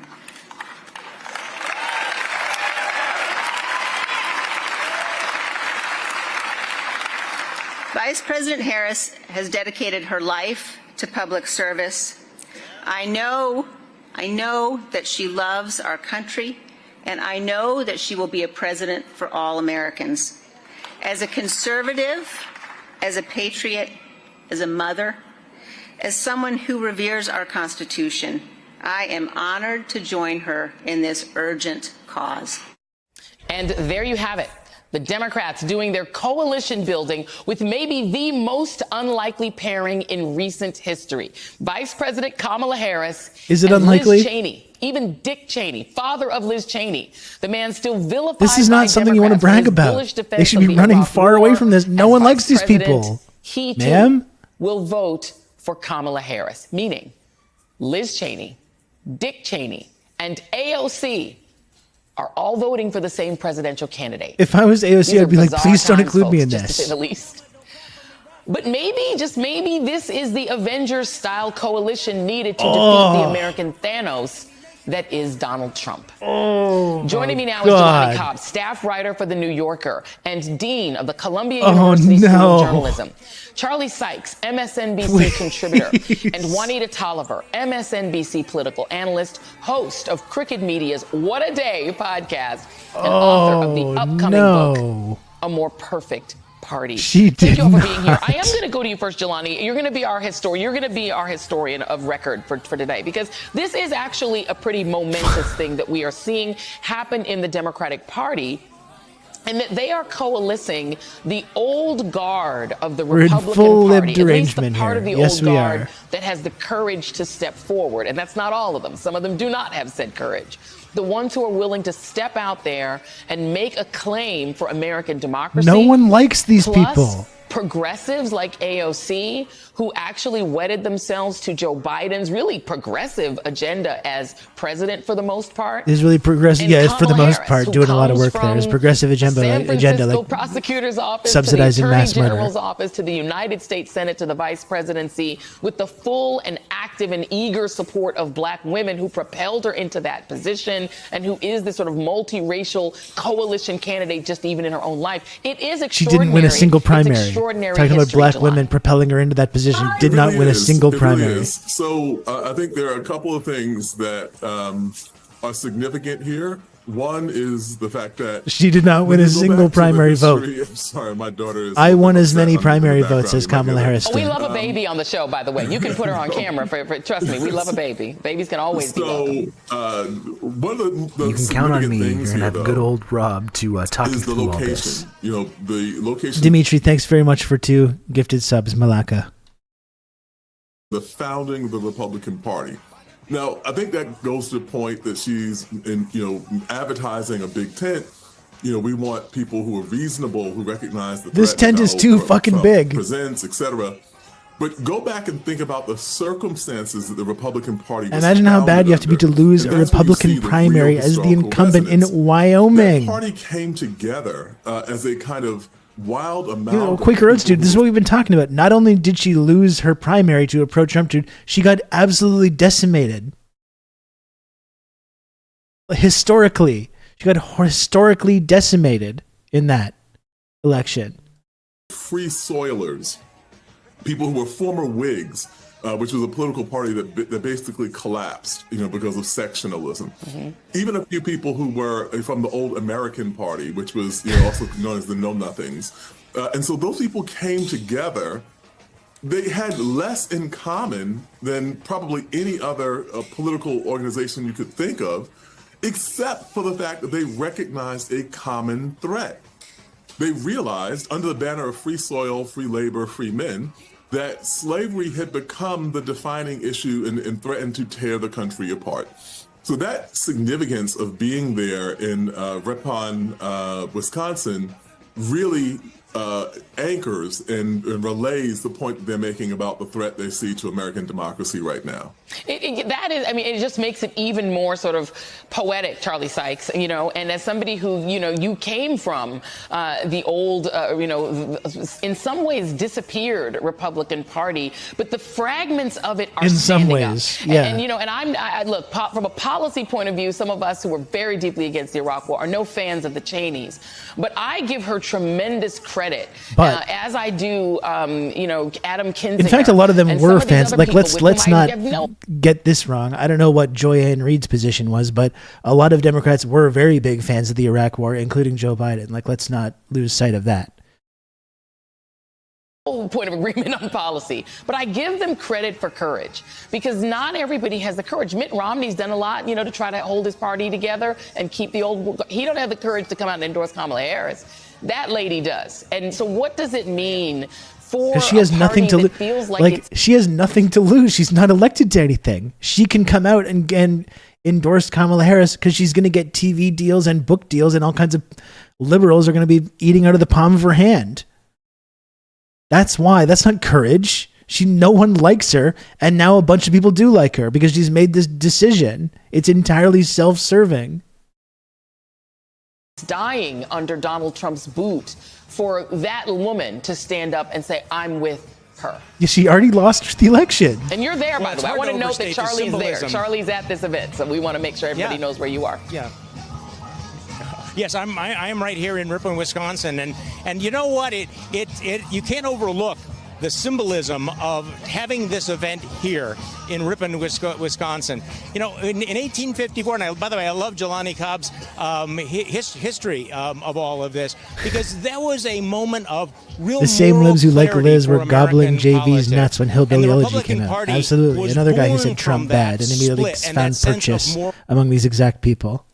Clarity. I'm with her. And it We're really so does back, feel Dr. that Maggot. this is We're another running it back. moment like that. This You can time it's really going to work. sense, and we met with her, a group of former Republicans, met with the vice president, with Congresswoman Cheney, and they were very, very aware of the symbolic significance of having this event here at the birthplace of the Republican Party. And I have to say that I don't want to overlook the outreach of the Harris campaign to Liz Cheney and to wavering Republicans, because there is a sliver of more traditional Republicans who I think are soft supporters and have to ask themselves, do they want 4 more years of Donald Trump? Does Donald Trump represent the values of this party? Hasn't Hillary been coaching Kamala on the campaign trail? I imagine she probably has, considering it's the exact same campaign. What we are seeing here, and the willingness of the Democrats and the Harris campaign to create a big tent.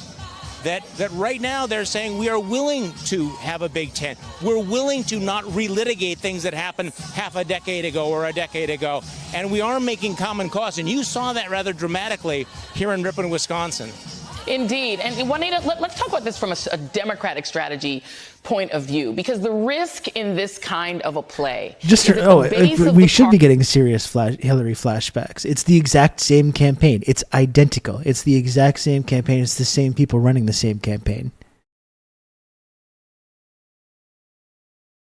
And the thing is, too, is if they do go on to lose, you know that they're going to blame everyone but themselves again. And it's going to be because of, like, Iran giving talking points to student groups and the TikTok and China and Russia and whatever else.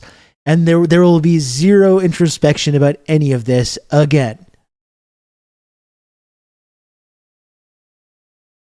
Party has a tissue rejection against people like the Cheneys or the Adam Kinzinger. It was to fund the police again. Policy positions. You know, it would be interesting also if there was anyone in this like journalistic program, if there was anyone that wanted to come on and just be like, I don't know about this. You'd think you might include some of those voices as well. Is this a good idea? Do we like this? Maybe in the interest of like journalism, you could have someone presenting that kind of opinion on here. And then the question is, do you lose any base voters by saying we want to welcome really conservative Republicans in? These are not middle of the road Republicans. That's a good question, Joy. Right-wing Republicans. Let's unpack that a little bit. In the tent. And so there is that question of what's the risk value proposition, and then what is the gain? It is very hard. That's a great question, Joy. For viewers of the show, I think you guys need to understand, just as an old campaign person, it is really hard for Democrats to ever get a majority of white voters to vote for a Democrat. That has not happened overall in a presidential race since the 1960s. It doesn't happen. And Securing the Brett Democrats Stevens vote. The funny thing is, though, the Brett Stevens of the world are going to maybe talk about how they don't like Trump, and then they're going to go vote for Trump anyways. That's the big secret, folks. That's the big secret. They're not going to feel good about it, but they're going to go do it anyways. not fighting for is a majority of white voters. They're fighting for 50% of white women voters. And that is a climb. Even when a white woman was on the ticket, Hillary Clinton, they didn't get 50. So can you just diagnose for us, what are the chances that a play like this gets Democrats to 50% of white women voters and gets them to about the 43% of white male voters? Just tick it up to those two numbers. What are the chances that someone like Liz Cheney can do that? Whew, it's a tall order for just one Republican, Joy, but the reality is she is not alone. And this event is not alone, because remember the parade of Republicans who crossed the stage at the Democratic Convention. This pitch and outreach has been sustained. And the only reason I think the coalition of Democratic supporters who have long been with the party is accepting it, because it's coming under the banner of survival. Honestly, I feel like this coalition should say brought to you by Donald Trump, because the threat he presents, it's so wide reaching that people see it and understand the need to band together against it. But that would only be possible with someone like him at the top of the ticket, who has come after individuals' rights, who has been convicted of 34 felony counts, who has attempted to overturn the will of the voters. That is what sets the table for this. But when you talk about who might feel alienated, Joy, I can't help but think about, back to the convention, the push by Palestinian Americans to get a Palestinian speaker on that stage, and they were told no, while we had a parade of Republicans come across that stage delivering a message of unity. And so that is one place where I could see some friction coming out from this. And I will be watching to see how the Harris campaign continues their outreach across this range of support, because they can't afford to lose anyone. And I say that understanding that in a state like Wisconsin, it's still polling within the margin of error, much like all of the swing states. And so it's about this expansive outreach under the banner of survival while still tending to... I'm actually surprised as well that someone mentioned this. Love that they have such a clear lane to picking up a massive amount of votes from the people who are against genocide, but they love genocide so much they'd rather court the other side. Yeah. And the people that are against it, they'll just say, like, shut the fuck up and vote for us anyways. You're going to do what you're told. You get nothing. The home base. I mean, it's pretty amazing that she said even that. I will give credit where it's due. The fact that they actually mentioned some of this stuff.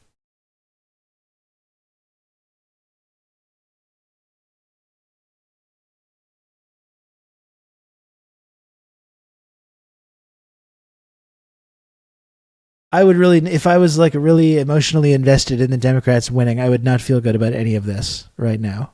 And like, no, I know no one here likes Donald Trump or Republicans or conservatives, these reactionary psychos. I know no one likes that possibility, but it's just like they seem to just be doing every single thing that they can to ensure that he does win again.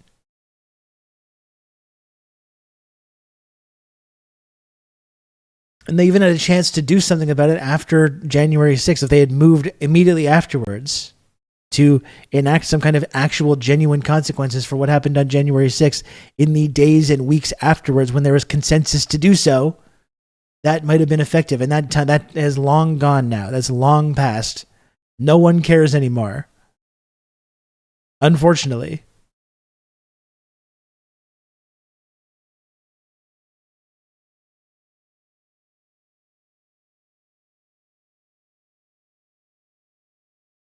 God, that's just so bad.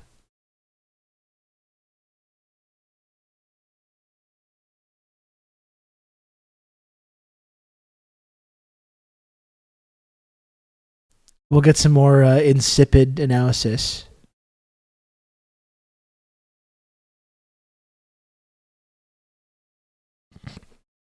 They've lost many of the 100,000 Lebanese as of 24 hours ago, and Israel murdered a Lebanese American Dearborn resident who was in Beirut helping people fucking evacuate.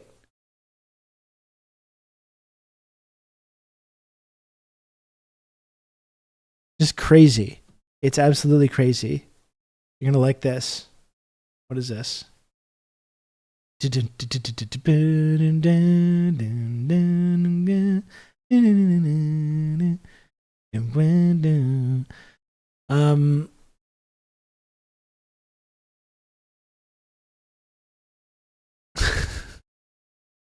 By the way, folks, if you want to support this program, please do if you can. I'm trying to make this little number at the bottom of the screen go up every single day, as you know.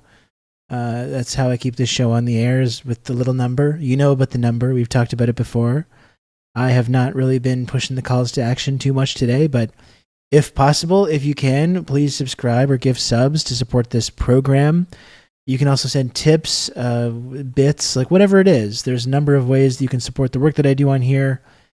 Please do it if you can. I would appreciate it a whole lot. Keep this show on the air, support this program, support the community. If possible. You can count on me. You're going to have good old Rob to talk you through all this. The only Liz Cheney endorsed program on Twitch. I would take the endorsement if it was offered. We may not agree on much. But I'll take the someone that can have the bravery to stand up for what's right. Like Comrade Bushy. Thank you, Comrade Bushy, for the gifted sub. Very kind of you. Are there any other fine folks that would like to support this very program? Are there any other fine individuals that would like to help this little number at the bottom of the screen go up?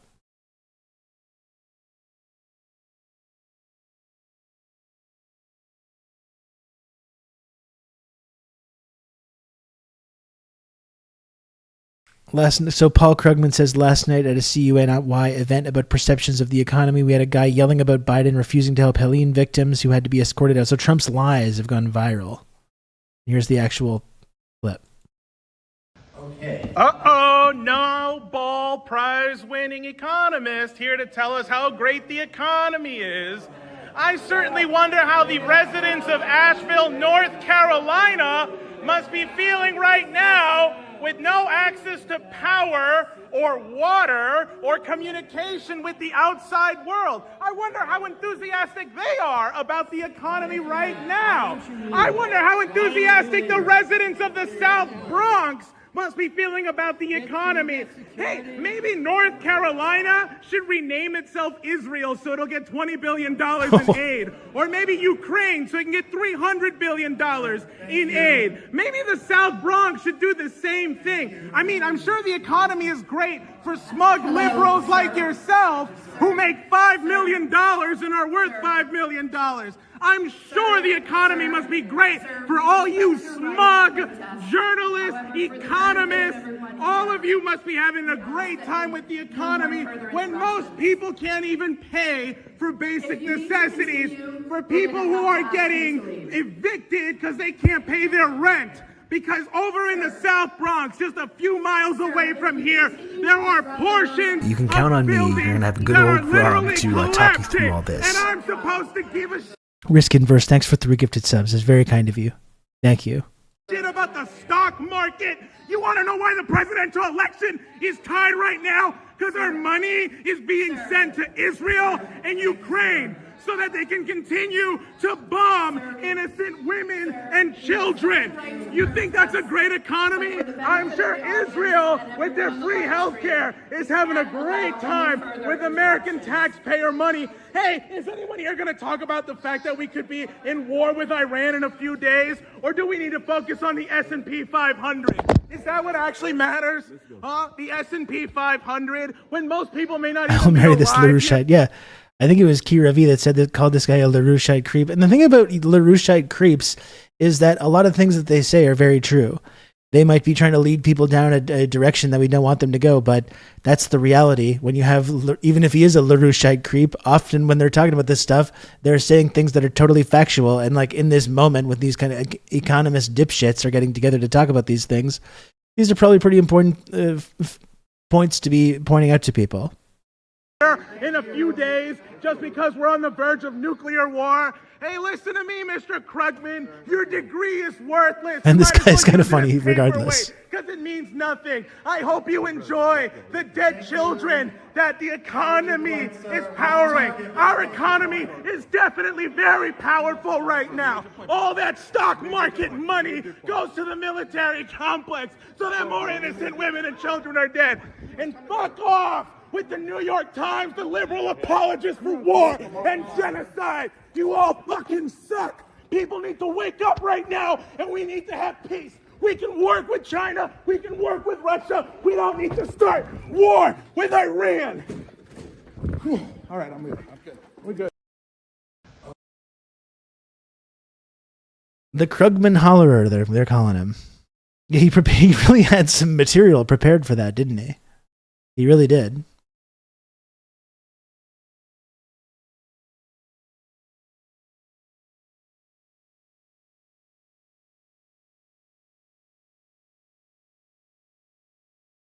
Like Kira V was not kidding though. It's right there in the bio. In case we thought we were just like smearing someone for being a LaRoucheite, it does actually say in his bio, International LaRouche Youth Movement member since 2014. So let's I think we can have a nuanced look at that. Again, we've talked about a lot of these people, you know? And I think it's important to point out when they're speaking facts, as this man was in a lot of that rant, while also not, you know, following them down the paths that they're like encouraging people to go to. If anything, I do think is some value to him, like, and some of the people getting these viewpoints out there, and then it's then our job to try and articulate a actual meaningful critique or analysis that doesn't lead people down this kind of like CIA sponsored fucked up reactionary path that a lot of these other LaRoucheites are trying to do. Like Kira V, your comment is taken and understood. I don't think we need to support these LaRoucheites either. But sometimes when it comes to certain issues, these LaRoucheites are making a lot more sense than the liberals and neocons and neoliberals and a lot of the other people that actually have sway and power in our political system in the United States and Canada and all over the rest of the world.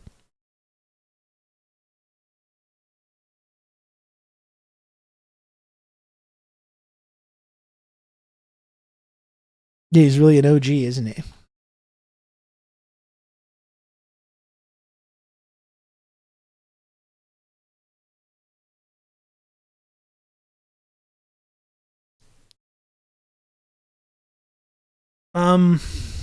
What's next? So I could watch this Breakthrough News clip with Ben Norden. That could be good. Once again, if there's anyone else that wants to support this program, please do if you can. I don't have the funding of the LaRoucheites. I don't have any like 3-letter agencies or weird, nefarious, reactionary resources funding this program that I know of. All I have is you, chat. All I have is you, the viewer, the chatter, the listener, and the support that I get from the folks that tune into this program. 20 subs away from the goal. If there is anyone else that would like to support this program, please do so if you can. Help me make the little number go up. You can subscribe, you can gift subs, you can tip, you can gift bits, you can subscribe on Patreon. There's a whole lot of other ways that you can support this program, but please do so if you can. I would appreciate it a whole lot.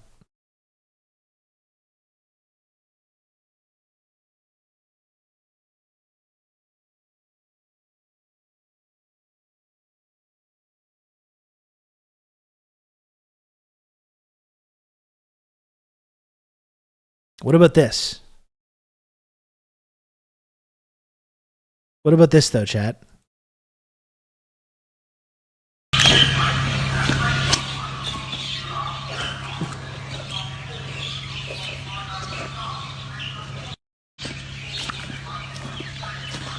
Is this gonna get people to subscribe?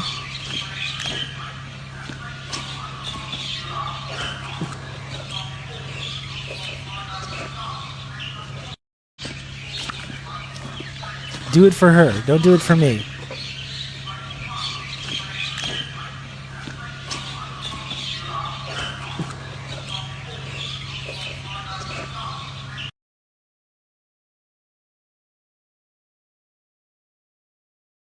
something wrong with that dog.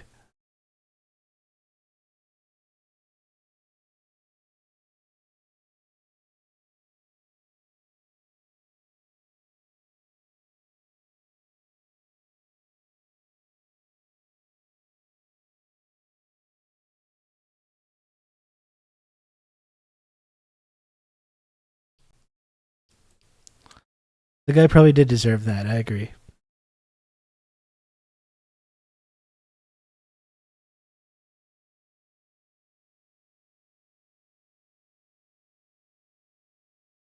You can count on me. You're going to have good old Rob to talk you through all this. Anon, thank you for 5 gifted subs. That's very, very kind of you. Whoever you are. You can count on me. You're going to have good old Rob to talk you through all this. Thank you very much, Anon. You can count on me. You're going to have good old Rob to talk you through all this.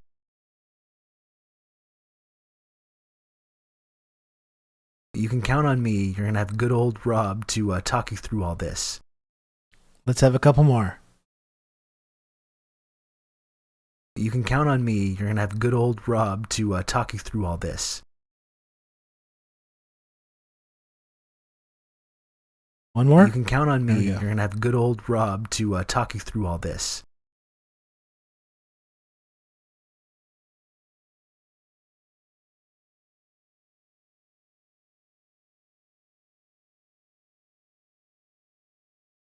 Thank you again, Anon. Very, very kind of you.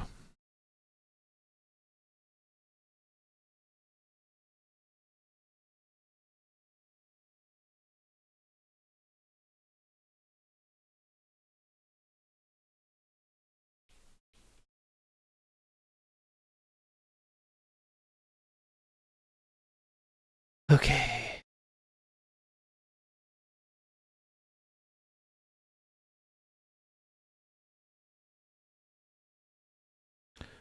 What is next?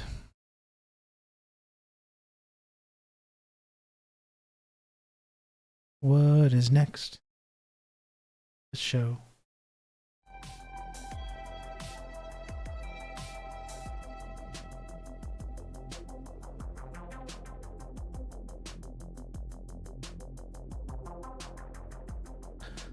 I guess it's tangential to talking about, you know, the America Declines thing, this election.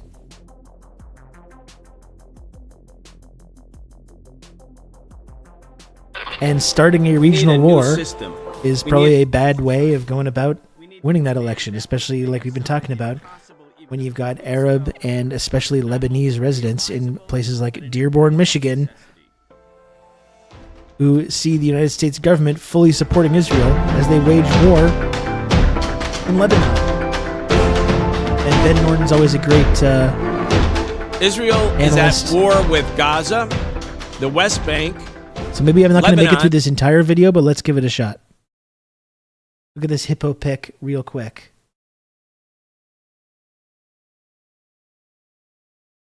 All right, if you insist. You insist, Dr. Maggot.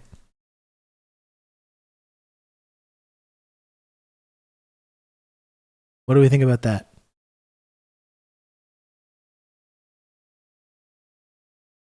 Very nice. Syria, and now Iran. More than 180 Iranian missiles struck Israel on Tuesday. For the last year, Israel has carried out a non-stop killing spree in Gaza. That war is now part of a larger regional war in the Middle East. Today, we'll talk about what comes next. Welcome to the Socialist Program. I'm your host, Brian Becker. Today, we're talking with Ben Norton. Ben is an investigative journalist currently based in Beijing, China. He is the editor of the independent news website Geopolitical Economy I do my Report, best, Diego. which you can find at geopoliticaleconomy.com. Ben Norton, welcome back.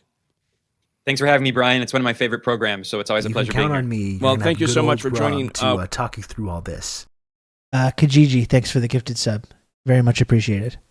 Once again, the whole world witnessed on Tuesday Iranian missiles coming down into the heart of Israel, 180 missiles.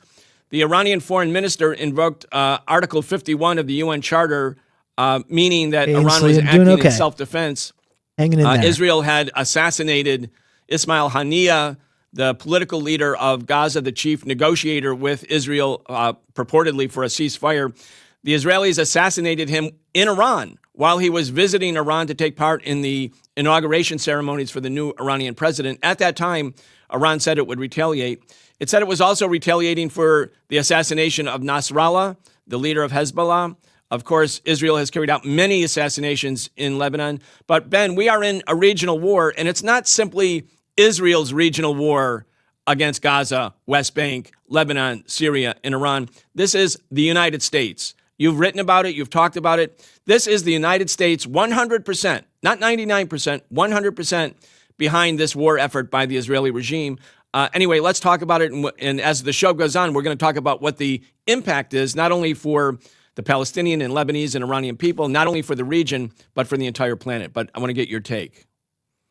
That's absolutely right, Brian. I mean, Israel really acts as a kind of attack dog for the U.S. empire. The former U.S. Secretary of State, Alexander Haig, under Ronald Reagan, famously referred to Israel as an unsinkable Dick used to live in Nicaragua, but now he's based in Beijing. Aircraft carrier for the U.S. empire. And U.S. President Biden has repeatedly claimed over decades that Israel is so important for U.S. strategic interests, that is imperial interests, that if Israel did not exist, the United States would have to create an Israel in order to try to maintain hegemonic control over what is one of the most strategic regions on Earth. Of course, there are many reasons, including the very large natural resources, oil and gas, the geostrategic location of the West Asia, the so-called Middle East, which has numerous trade choke points like love that for him, frankly. Egypt, the Suez Canal, also the Strait of Hormuz that Iran could potentially block off, through which a lot of oil Lord, is I see what you've done for others. So the U.S. sees this region as extremely important for its intent to maintain a global empire, to maintain a chokehold on the global trade system and commodities markets. And Israel acts as the 51st U.S. state, an extension of the U.S. empire in this very important region. And you mentioned some of the countries that Israel and the U.S. are at war with. And in fact, it's kind of easy to forget because the list is so long, but there's also Yemen. Israel has been bombing Yemen. Of course, the U.S. has also been bombing Yemen. And there's, of course, Iraq. The resistance forces in Iraq that helped to defeat ISIS have also been attacked by the U.S. and Israel. So the U.S. and Israel are at war with almost every country in the region, at least any country that's not a complete puppet. Jordan is an absolute monarchy, but it's run by a U.S. puppet, so they never complain about what's going on there. So as for this Israeli attack in Lebanon, I mean, this is a massive escalation of what Israel has been doing, not just for the past year, but for decades. Of course, Israel has invaded Lebanon now 3 times. This is the 3rd time. And when Israel invaded Lebanon in 1982, it maintained an illegal military occupation of South Lebanon for 2 decades. Israel was expelled in 2000 after years of resistance by the indigenous resistance in Lebanon, which was led by Hezbollah. Where does Hezbollah come from? Hezbollah was founded in the 1980s in response to Israel's illegal military occupation of Lebanon. So Israel bears responsibility for the creation of these resistance groups. If Israel didn't attack its neighbors, try to colonize their land, occupy their land, there would be no need for these resistance groups. But then Israel cites I don't think it would make more sense to call it the NATO empire, because that kind of like suggests that other NATO members have some kind of like equal say or equal partnership, which is just not the case. Right? You've got the United States, that's the great Satan, the United Snakes of America, right, as we know. And then you've got all the subordinate countries, the junior partners, Canada and Australia, the UK, France, Germany, and all these other countries. We don't have the same sway. We're not part of some team where we all have equal input. We're all just vassals to the American empire. That's right. Of these groups to try to justify further aggression, further colonial conquest. The Minister of Diaspora Affairs for the Israeli regime he posted this long tweet in Hebrew, and he said, "We do not recognize Syria, Iraq, and Lebanon as sovereign states." He said that. So Israel's essentially saying, we are not only at war with these countries, they don't exist to us. We want to colonize NATO them. Global Crime and he openly Syndicate, called for Israel to reoccupy boss. South Lebanon, like it did in the 1980s and 90s. We're talking about a murderous rogue regime run by far-right extremists who have the full support of the U.S. empire from both parties. Literally just a bureaucracy the U.S. set up to rehabilitate Nazis for American interests. Like quite literally. Yeah, that's exactly what it is. Democrats and Republicans, and we see these parties competing to see who can be more pro-Israel. So Trump and the Republicans claim that Biden and Harris supposedly are not pro-Israeli enough. And let's not forget, in the presidential debate, Trump said that Biden is a Palestinian as an insult. which is insulting on so many levels. It's obviously racist, but it's also so insulting because Biden has been doing as much as he can to kill Palestinian children in Gaza. Biden has given more than $18 billion in military aid to Israel in the past year alone, and every war crime committed by Israel has been facilitated by the United States using U.S. Nazi planes, arms U.S. trafficking bombs, organization. U.S. missiles, U.S. guns and ammunition, and the U.S. has protected Israel on the international stage at the UN Security Council, vetoing any resolution that calls for ceasefire or peace, even vetoing the internationally recognized call for Palestine to be admitted as a full member. You can look at the votes in the UN General Assembly, where 2/3 or more of the entire world votes in support of Palestine, and the US and 6 or 7 proxy regimes vote in support of Israel. I mean, it's absolutely outlandish seeing what's happening. And the last thing that I'll add here is that it's not just this genocide in Gaza, which has been recognized by top UN experts, including the UN Special Rapporteur on the Rights of Palestinians and the UN Special Rapporteur on the Rights of Access to Food. Both of them have said that this is a genocide. Of course, the International Court of Justice, the top UN legal authority, is investigating Israel on charges of genocide in a case that was brought by South Africa, a victim of an apartheid regime that was also sponsored by the US and Israel. It's not just all of that. But obviously the U.S. has been supporting all of this. But now that Israel is waging this war of aggression on Lebanon, invading Lebanon, the Pentagon has released statement after statement saying, we are supporting Israel in what it's doing. Politico published an article revealing that the White House, behind the scenes, encouraged Israel to invade Lebanon. So they're actively pushing Israel to expand this imperial war of conquest. And let's not forget as well that Israel started this by launching a terror attack inside Lebanon. I mean, a bunch of leaks coming out recently, like not only saying that they want them to go into Lebanon, but like the fact that they knew that Israel was blocking aid. These leaks have come out showing that they knew full well that Israel was blocking aid from getting in when Anthony Blinken went out and claimed the exact opposite of that. Also, I saw a leaked story from earlier today, which is that in the days following October 7th, there was like major concern in the White House and certain factions that major war crimes were going to be committed. And they continued doing absolutely nothing about that. And they continued arming and funding them for the last year, despite knowing full well that they were committing war crimes already, early in October.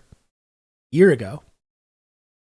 Which they claimed was only against Hezbollah, but many civilians were killed, little children were killed when Israel put explosives in civilian technology, in pagers and walkie-talkies, an extreme act of terrorism that even the former CIA, the former director of CIA, the master of terrorism, even Leon Panetta admitted this was an act of terrorism. We're talking about the use of terrorism, genocide, wars of conquest, invasion, colonialism, the worst possible crimes you can imagine are being carried out by Israel with the full support of the U.S. empire.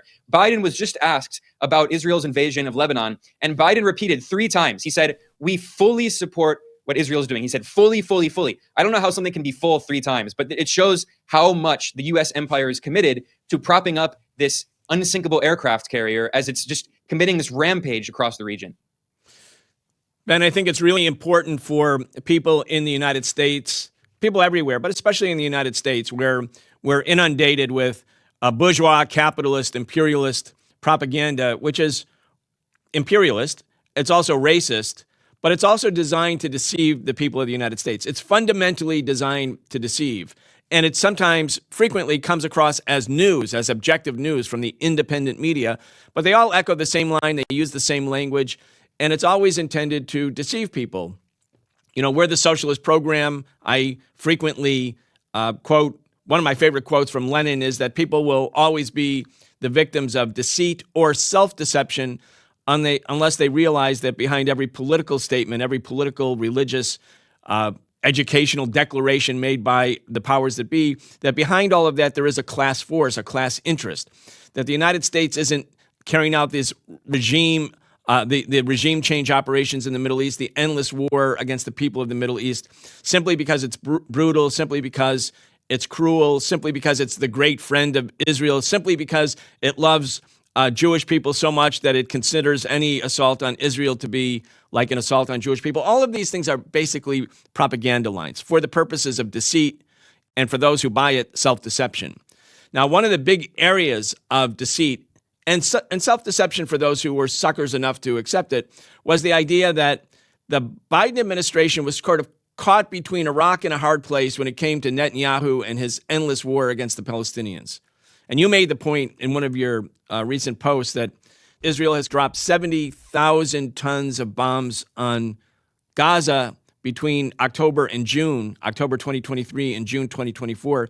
And that was more bombs than were dropped by the Nazis on London during World War II. And Gaza is a small place. It's 5 miles wide, 25 miles long. To drop 70,000 tons of bombs on this area, I mean, you can't use any other language except genocide to describe something like that. But during this entire time period, the U.S. has said, we really want a ceasefire. Biden kept saying, too many civilians have been killed. We're really, we're unhappy that Netanyahu isn't listening to us, that we need more dialogue, that we're committed to a ceasefire. Sometimes we saw him eating an ice cream cone and saying sort of cavalierly, yeah, there's going to be a ceasefire next week. And then he warned Netanyahu that we have a red line, and that's the invasion of Rafah in the southern part of Gaza. Don't cross that. And then Netanyahu immediately started bombing Rafah and invaded Rafah and killed so many people in Rafah. And the U.S. did nothing. So the message was always like, Biden just can't, he can't convince Netanyahu to do what Biden wants him to do. I want to play a clip. This is from this week or the last days. It's Matthew Miller, the spokesperson for this State Department, for the Secretary of State. He's being asked by a journalist about the U.S. support for Israel's invasion of Lebanon, what the U.S. position is on a ceasefire. Does the U.S. really want a ceasefire? Listen, I want everybody to listen to Matthew Miller. It's one of those rare moments where, in spite of the deceit and then the subsequent self-deception, you actually get the truth. Sometimes it just slips through. Let's listen. How does this precedent of Rafah portend for Lebanon? So every conflict is different, but if you look at what we continue to engage with Israel about when it comes to Lebanon is ensuring that they have the ability to attack terrorist targets. They're bombing terrorist Beirut. Infrastructure, a terrorist organization. But ultimately, we want to see a diplomatic resolution. But was that the case with Rafah, for instance, not just in Rafah, but We've never wanted to see a diplomatic resolution with Hamas. Oh, wait, you're for a ceasefire, but you never wanted a diplomatic resolution with Hamas. Well, yeah, they wanted a ceasefire that involved Hamas surrendering unilaterally. I mean, this is the parsed. Normally, we get parsed language. Here's a rare moment, Ben, where you can actually hear the truth about the U.S. position over the past year. Absolutely, and I'm going to talk about that in a second. But just because, Brian, you mentioned this incredible fact that more than 70,000 tons of bombs have been dropped on Gaza. This is a figure that was reported by the Financial Times, which noted, and this was back in June, it noted that Gaza is the most densely bombed area in modern history. Out of all of the horrific wars of the 20th century, Gaza has been more densely bombed than even many cities that were bombed in World War II. I mean, it's absolutely horrifying seeing what's going on. And the U.S. has played the leading role in this. Every Palestinian killed, all of the tens of thousands of children killed in Gaza have been killed not only with the support of Israel, but with the support of the United States. This is a U.S.-Israeli war. Would not have happened without TRRS, the the US. leading Israeli newspaper, reported, citing top Israeli military officials, that were it not for U.S. support, Israel could not wage this war. And that was on Gaza. Certainly that's true for Lebanon as well. Not only because Israel needs the constant supply of billions of dollars of weapons and ammunition and planes and bombs, but also because if the U.S. stopped protecting Israel on the international stage, it would actually face consequences. That's why, the International Criminal Court, which has a long history of being very biased, basically only going after African leaders. Finally, the prosecutor, Karim Khan, released these accusations of charges of crimes against humanity against Netanyahu and Defense Minister Yoav Gallant. That was months ago, and the ICC has not actually applied for the arrest warrant because Western countries, primarily the US, but also the UK, have been lobbying the ICC and telling it not to, which is ironic because the US is not even a member of the ICC. But anyway, getting back to your point about diplomacy, this is one of the most cynical propaganda campaigns I've seen laundered through the corporate media in the past year. So essentially, the way it works is that the Biden administration has a few stenographers in different media outlets, and they constantly leak these stories claiming that Biden had a stern call with Netanyahu, and he said, Bibi, we need peace. I'm angry with you. Go ahead and sign a peace deal. And then the U.S. immediately signed off another $1 billion of weapons for Israel. But the media has tried to craft this narrative that Biden's doing everything he can, but it's simply big bad Netanyahu is just getting in the way. And Blinken is doing everything he can, but Israel is just so intransigent. So they're putting all the blame on Netanyahu, who obviously is an odious, reprehensible war criminal. But Biden and Blinken are also war criminals, and they're essentially trying to scapegoat Netanyahu for their complicity in facilitating Netanyahu's crimes and giving him a green light and carte blanche to do whatever he wants. I'll just be back in 1 sec, folks. To carry out genocide. So it's a way that Biden and, of course, Kamala Harris, now that she's running for president, they can tell their left-wing critics, at least a few of them, who at least pretend, some people in the Democratic Party who are a little uncomfortable with the fact that their party is supporting genocide. So they, say we should be a little less pro-Israel and maybe have more of an equal approach and talk about Palestinians. Well, then Biden and Kamala can say to them, well, look, we're trying to stop this war, but we can't do anything because it's all Netanyahu. But in reality, we know from so many reports that behind the scenes, the White House, including Biden and Kamala Harris, have given a complete green light to everything that Israel's doing, because it's not just Israel acting on behalf of Israel's idea of its interests, which are colonial interests, but because Israel is acting on behalf of U.S. imperial interests to try to expand U.S. Western hegemony across this region where for decades there have been so many resistance forces. And Israel has been the attack dog that was used by the U.S. empire to try to liquidate any progressive, revolutionary, anti-imperialist force in the region, whether that was the communist movement, especially the Palestinian communist groups like the PFLP. By the way, while Israel has been carrying out these terrorist attacks in Lebanon and assassinating political leaders, not only has it assassinated political leaders from Hezbollah, which is a registered political party in Lebanon and has democratically elected representatives in the parliament, but Israel has also been killing leaders of the PFLP, which is a Palestinian socialist group, but Israel has been killing them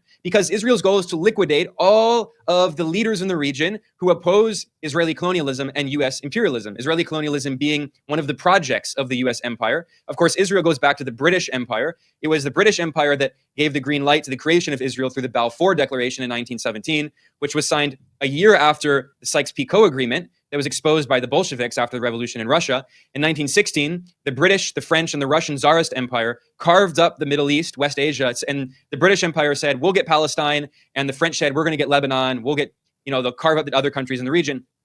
So a year later, the British says, we're going to allow the creation of this colony, this Zionist colonial project in Palestine, the historic homeland of the Palestinian people. And then after World War II, and especially after 1967, Israel moves into the U.S. imperial orbit and becomes a U.S. imperial protectorate, as the former U.S. Secretary of State Alexander Haig said, an unsinkable aircraft carrier for the U.S. empire. And here we are today. Israel's longest-serving prime minister, Netanyahu, by the way, is an American. It's not often known. People forget, why does Netanyahu speak with an American accent? He spent the most formative years of his life in the U.S. He was educated in high school and college in the U.S. He got his first job in Boston working with Mitt Romney in consulting.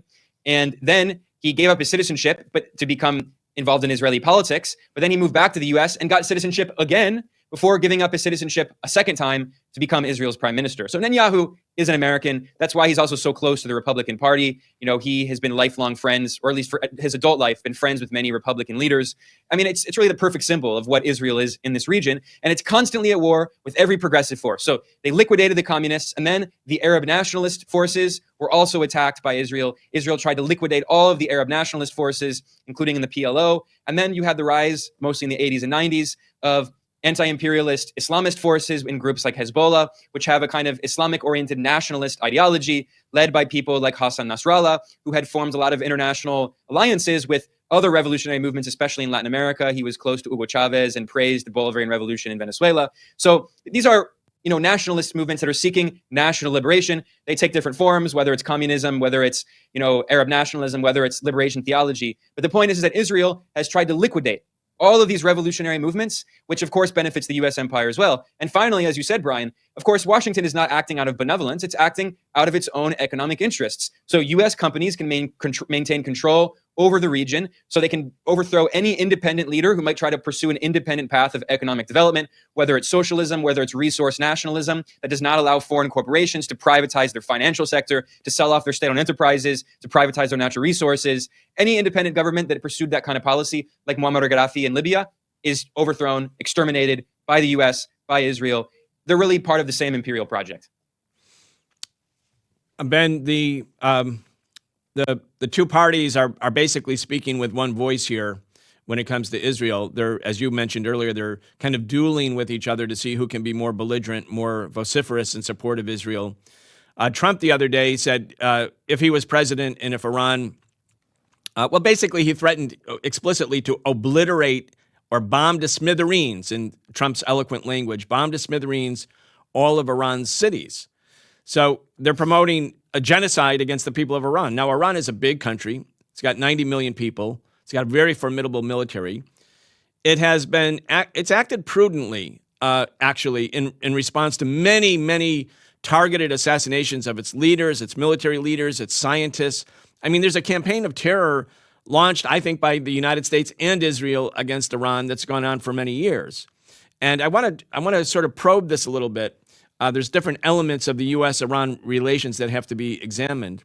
But of course, you will remember that General Soleimani, who was Iran's foremost military leader, or one of them, and who was going to Baghdad in early January as part of a peace mission to see if there could be a negotiated end to strife in the Middle East.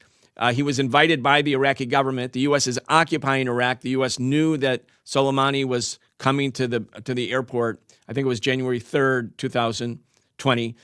And Trump ordered his assassination. So he came to the airport, got out of the plane, or got into a car to drive to these peace talks. And a U.S. drone came and obliterated the car, destroyed it. Now, just if the shoe was on the other foot, everybody, if let's say Iran invited or knew about a U.S. military leader, a top general coming to a third country, and just decided because they determined that this U.S. general was involved in terrorist activities overseas, as the U.S. claimed falsely about Soleimani, that Iran just decided to kill them, blow their car up at an airport. Of course, the U.S. would go to war. There's no way the U.S. would not go to war. It would be a full-scale war, no matter what.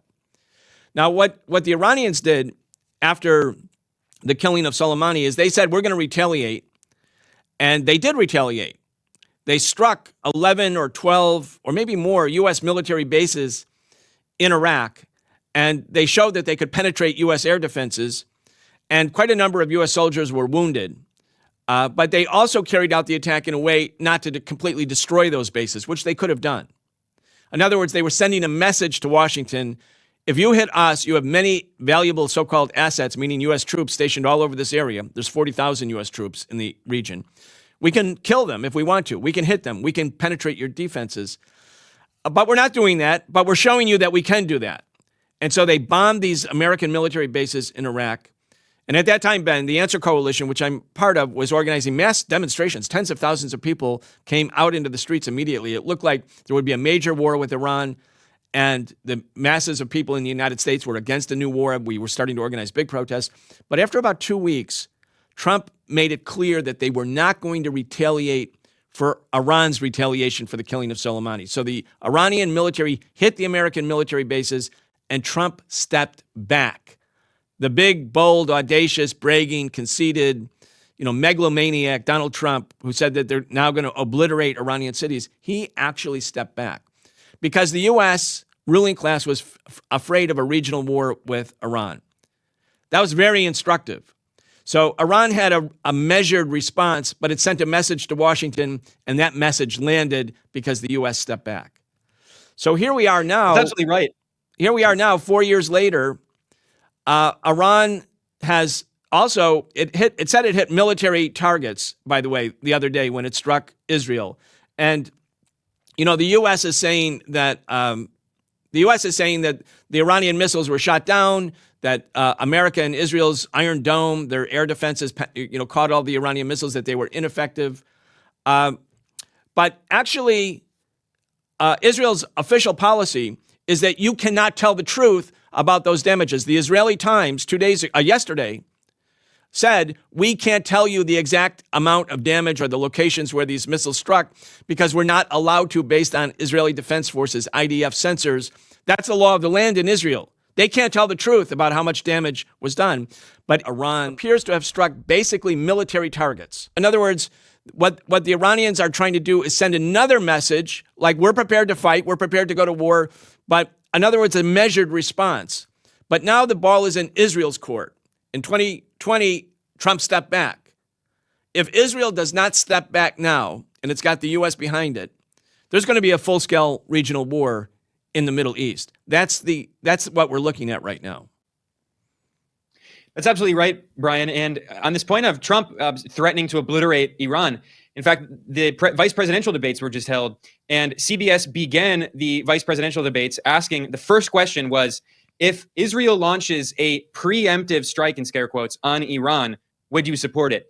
And both candidates intimated that, yes, that they would support it. And there was basically no difference in the response between the Democrat Tim Walz and the Republican J.D. Vance. They both just talked about how they waxed poetic on how much they love Israel and would defend Israel in its attacks.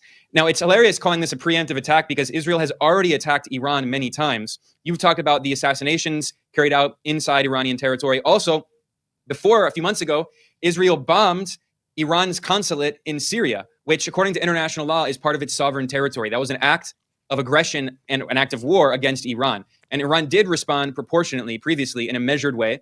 And it's very noteworthy that also in that debate, J.D. Vance criticized the Biden-Harris administration, saying that the world no longer fears us. And he said, if Trump were in power, the world would fear us again, which says a lot about what their idea of, make America great again means. It means make the U.S. the world's bully. It's the hegemon that everyone around the world is afraid of because they think the U.S. could bomb us and invade us. Of course, that's still basically the situation under the Democrats. There's not that much of a difference, but of course, they say it openly when it's a Republican, especially someone like Trump who, says the quiet part loud. When Trump was president, he boasted that he was keeping troops in Syria to take the oil. He said it like 10 times in an interview on Fox News. We're taking the oil. The oil's ours. We're taking the oil. So as for the Biden administration, the Biden administration, including Biden himself and Kamala Harris, praised Israel for assassinating the Lebanese resistance leader Hassan Nasrallah and openly gave the green light for Israel to invade Lebanon. And they immediately condemned this Iranian counter-response, erasing the fact that Iran was acting proportionately in self-defense and that, unlike Israel, Iran only went after military targets. Of course, as you said, Israel has a military censor. So the media in Israel is basically all state media. Not that the U.S. media is really independent. We know that the U.S. media claims to be independent, but also echoes the propaganda of the CIA and the Pentagon. But especially in the case of Israel, they don't even pretend that their media is independent. The military censor is very strong. But they have not claimed that any civilians were killed. And Iran has said very clearly that they were going after military targets and only military targets. So it actually says a lot about how the Western propaganda narrative is, in fact, the complete polar inversion of reality.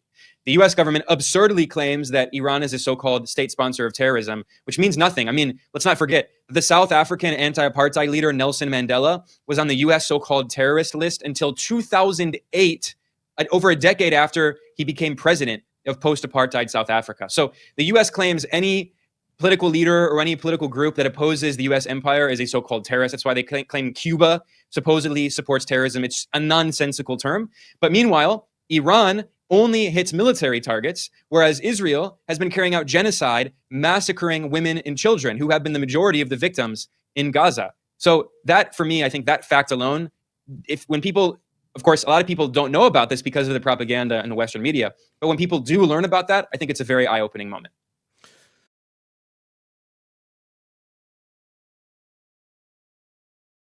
As always, a very good and insightful analysis and commentary from Brian Becker and Benjamin Norden. I was, of course, here the entire time. Please make sure you check out the rest of that and support Breakthrough News and support Ben's content as well at Geopolitical Economy Report. Always very, very good stuff over there. As I said, I don't think I have the time to do the entire video. And in fact, I might be calling a little bit early on Friday. I was just I literally just went to have a little lie down on the sofa while I was playing, and I started almost falling asleep. So it's maybe it's time for me to go. Maybe I can get you a quick 45-minute little cat nap in before I got to go pick up my kid from school and bring him back for pizza. What do you think, Chad? If I earned that? I almost did a full week of streaming. I did 4 to 5 days. That's not bad, right? That's pretty good.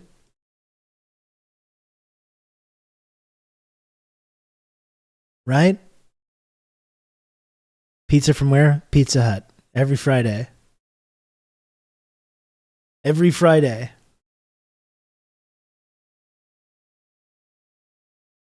You've only earned it if you remember to take your heartburn meds. Weirdly, it hasn't been as much of a problem for me. I don't know if I did anything differently in my lifestyle or diet. I don't think so. But it has been less of a problem for me lately.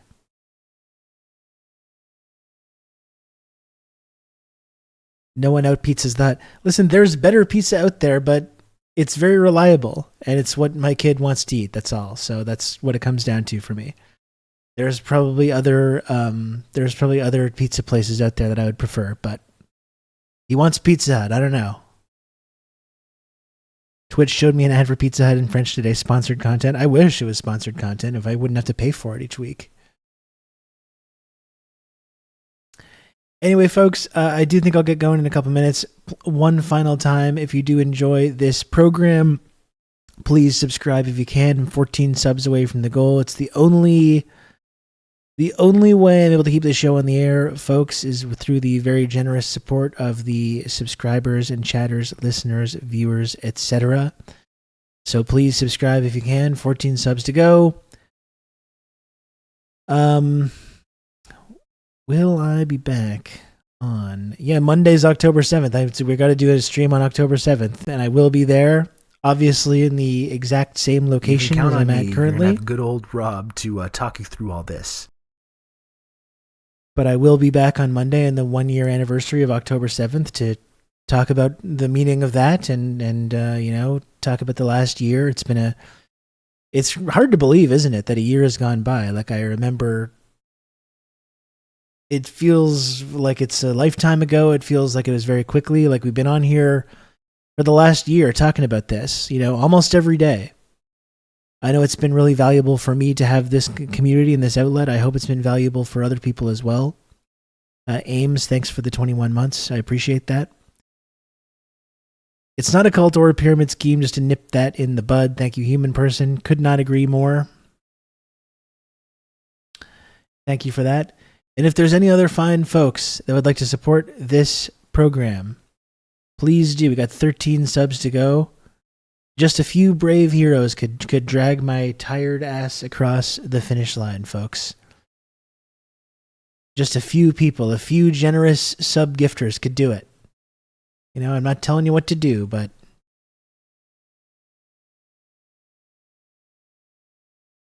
Well, maybe I am.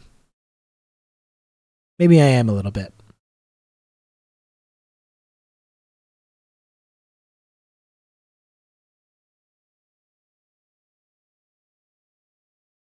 I am telling you what to do.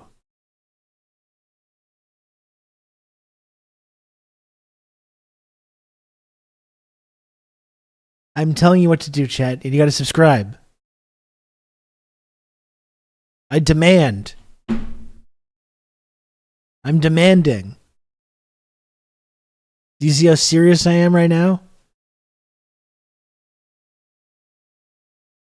I've never been more serious about anything in my life.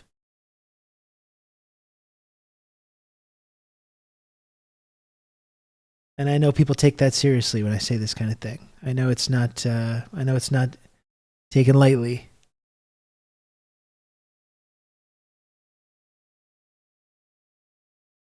And any moment now,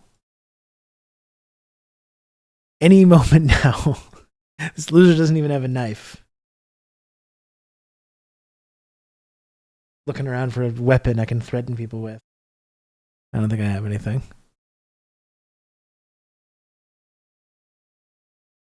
I don't think I have anything, unfortunately. They're stuck in the tubes again. They're stuck in the pipes. Hate when that happens. You're gonna get one of those snakes.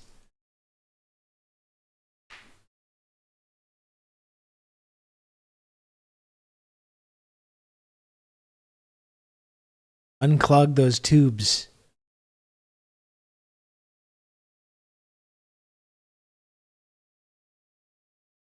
Got a big heavy bust of Lenin, exactly. I could brain people. Could brain people with my Lenin bust. What do you think about that?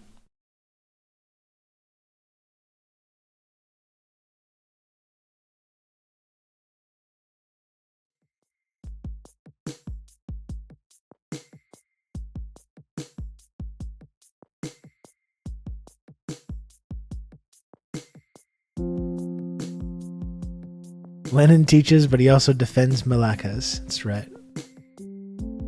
Direct communist infiltration of people's brains. Talk about brainwashing. Huh? Huh? That'd be pretty relaxing. Knock me out, baby. It would be kind of nice, wouldn't it? It would be kind of nice.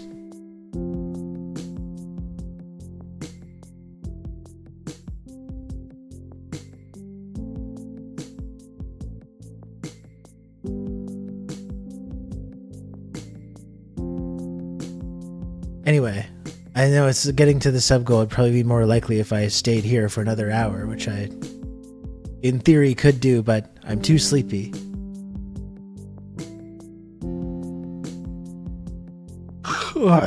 On command. But still, I've demanded more support, and I know in the next 40 seconds it's going to be forthcoming.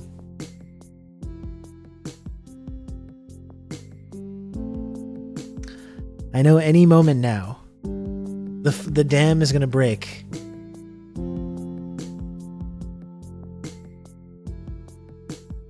I don't even have to say anything else, because I know I've never been more confident in anything.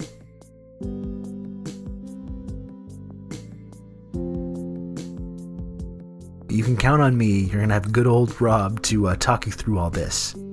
Thank you, Dr. Maggot, for 2 gifted subs. Thank you.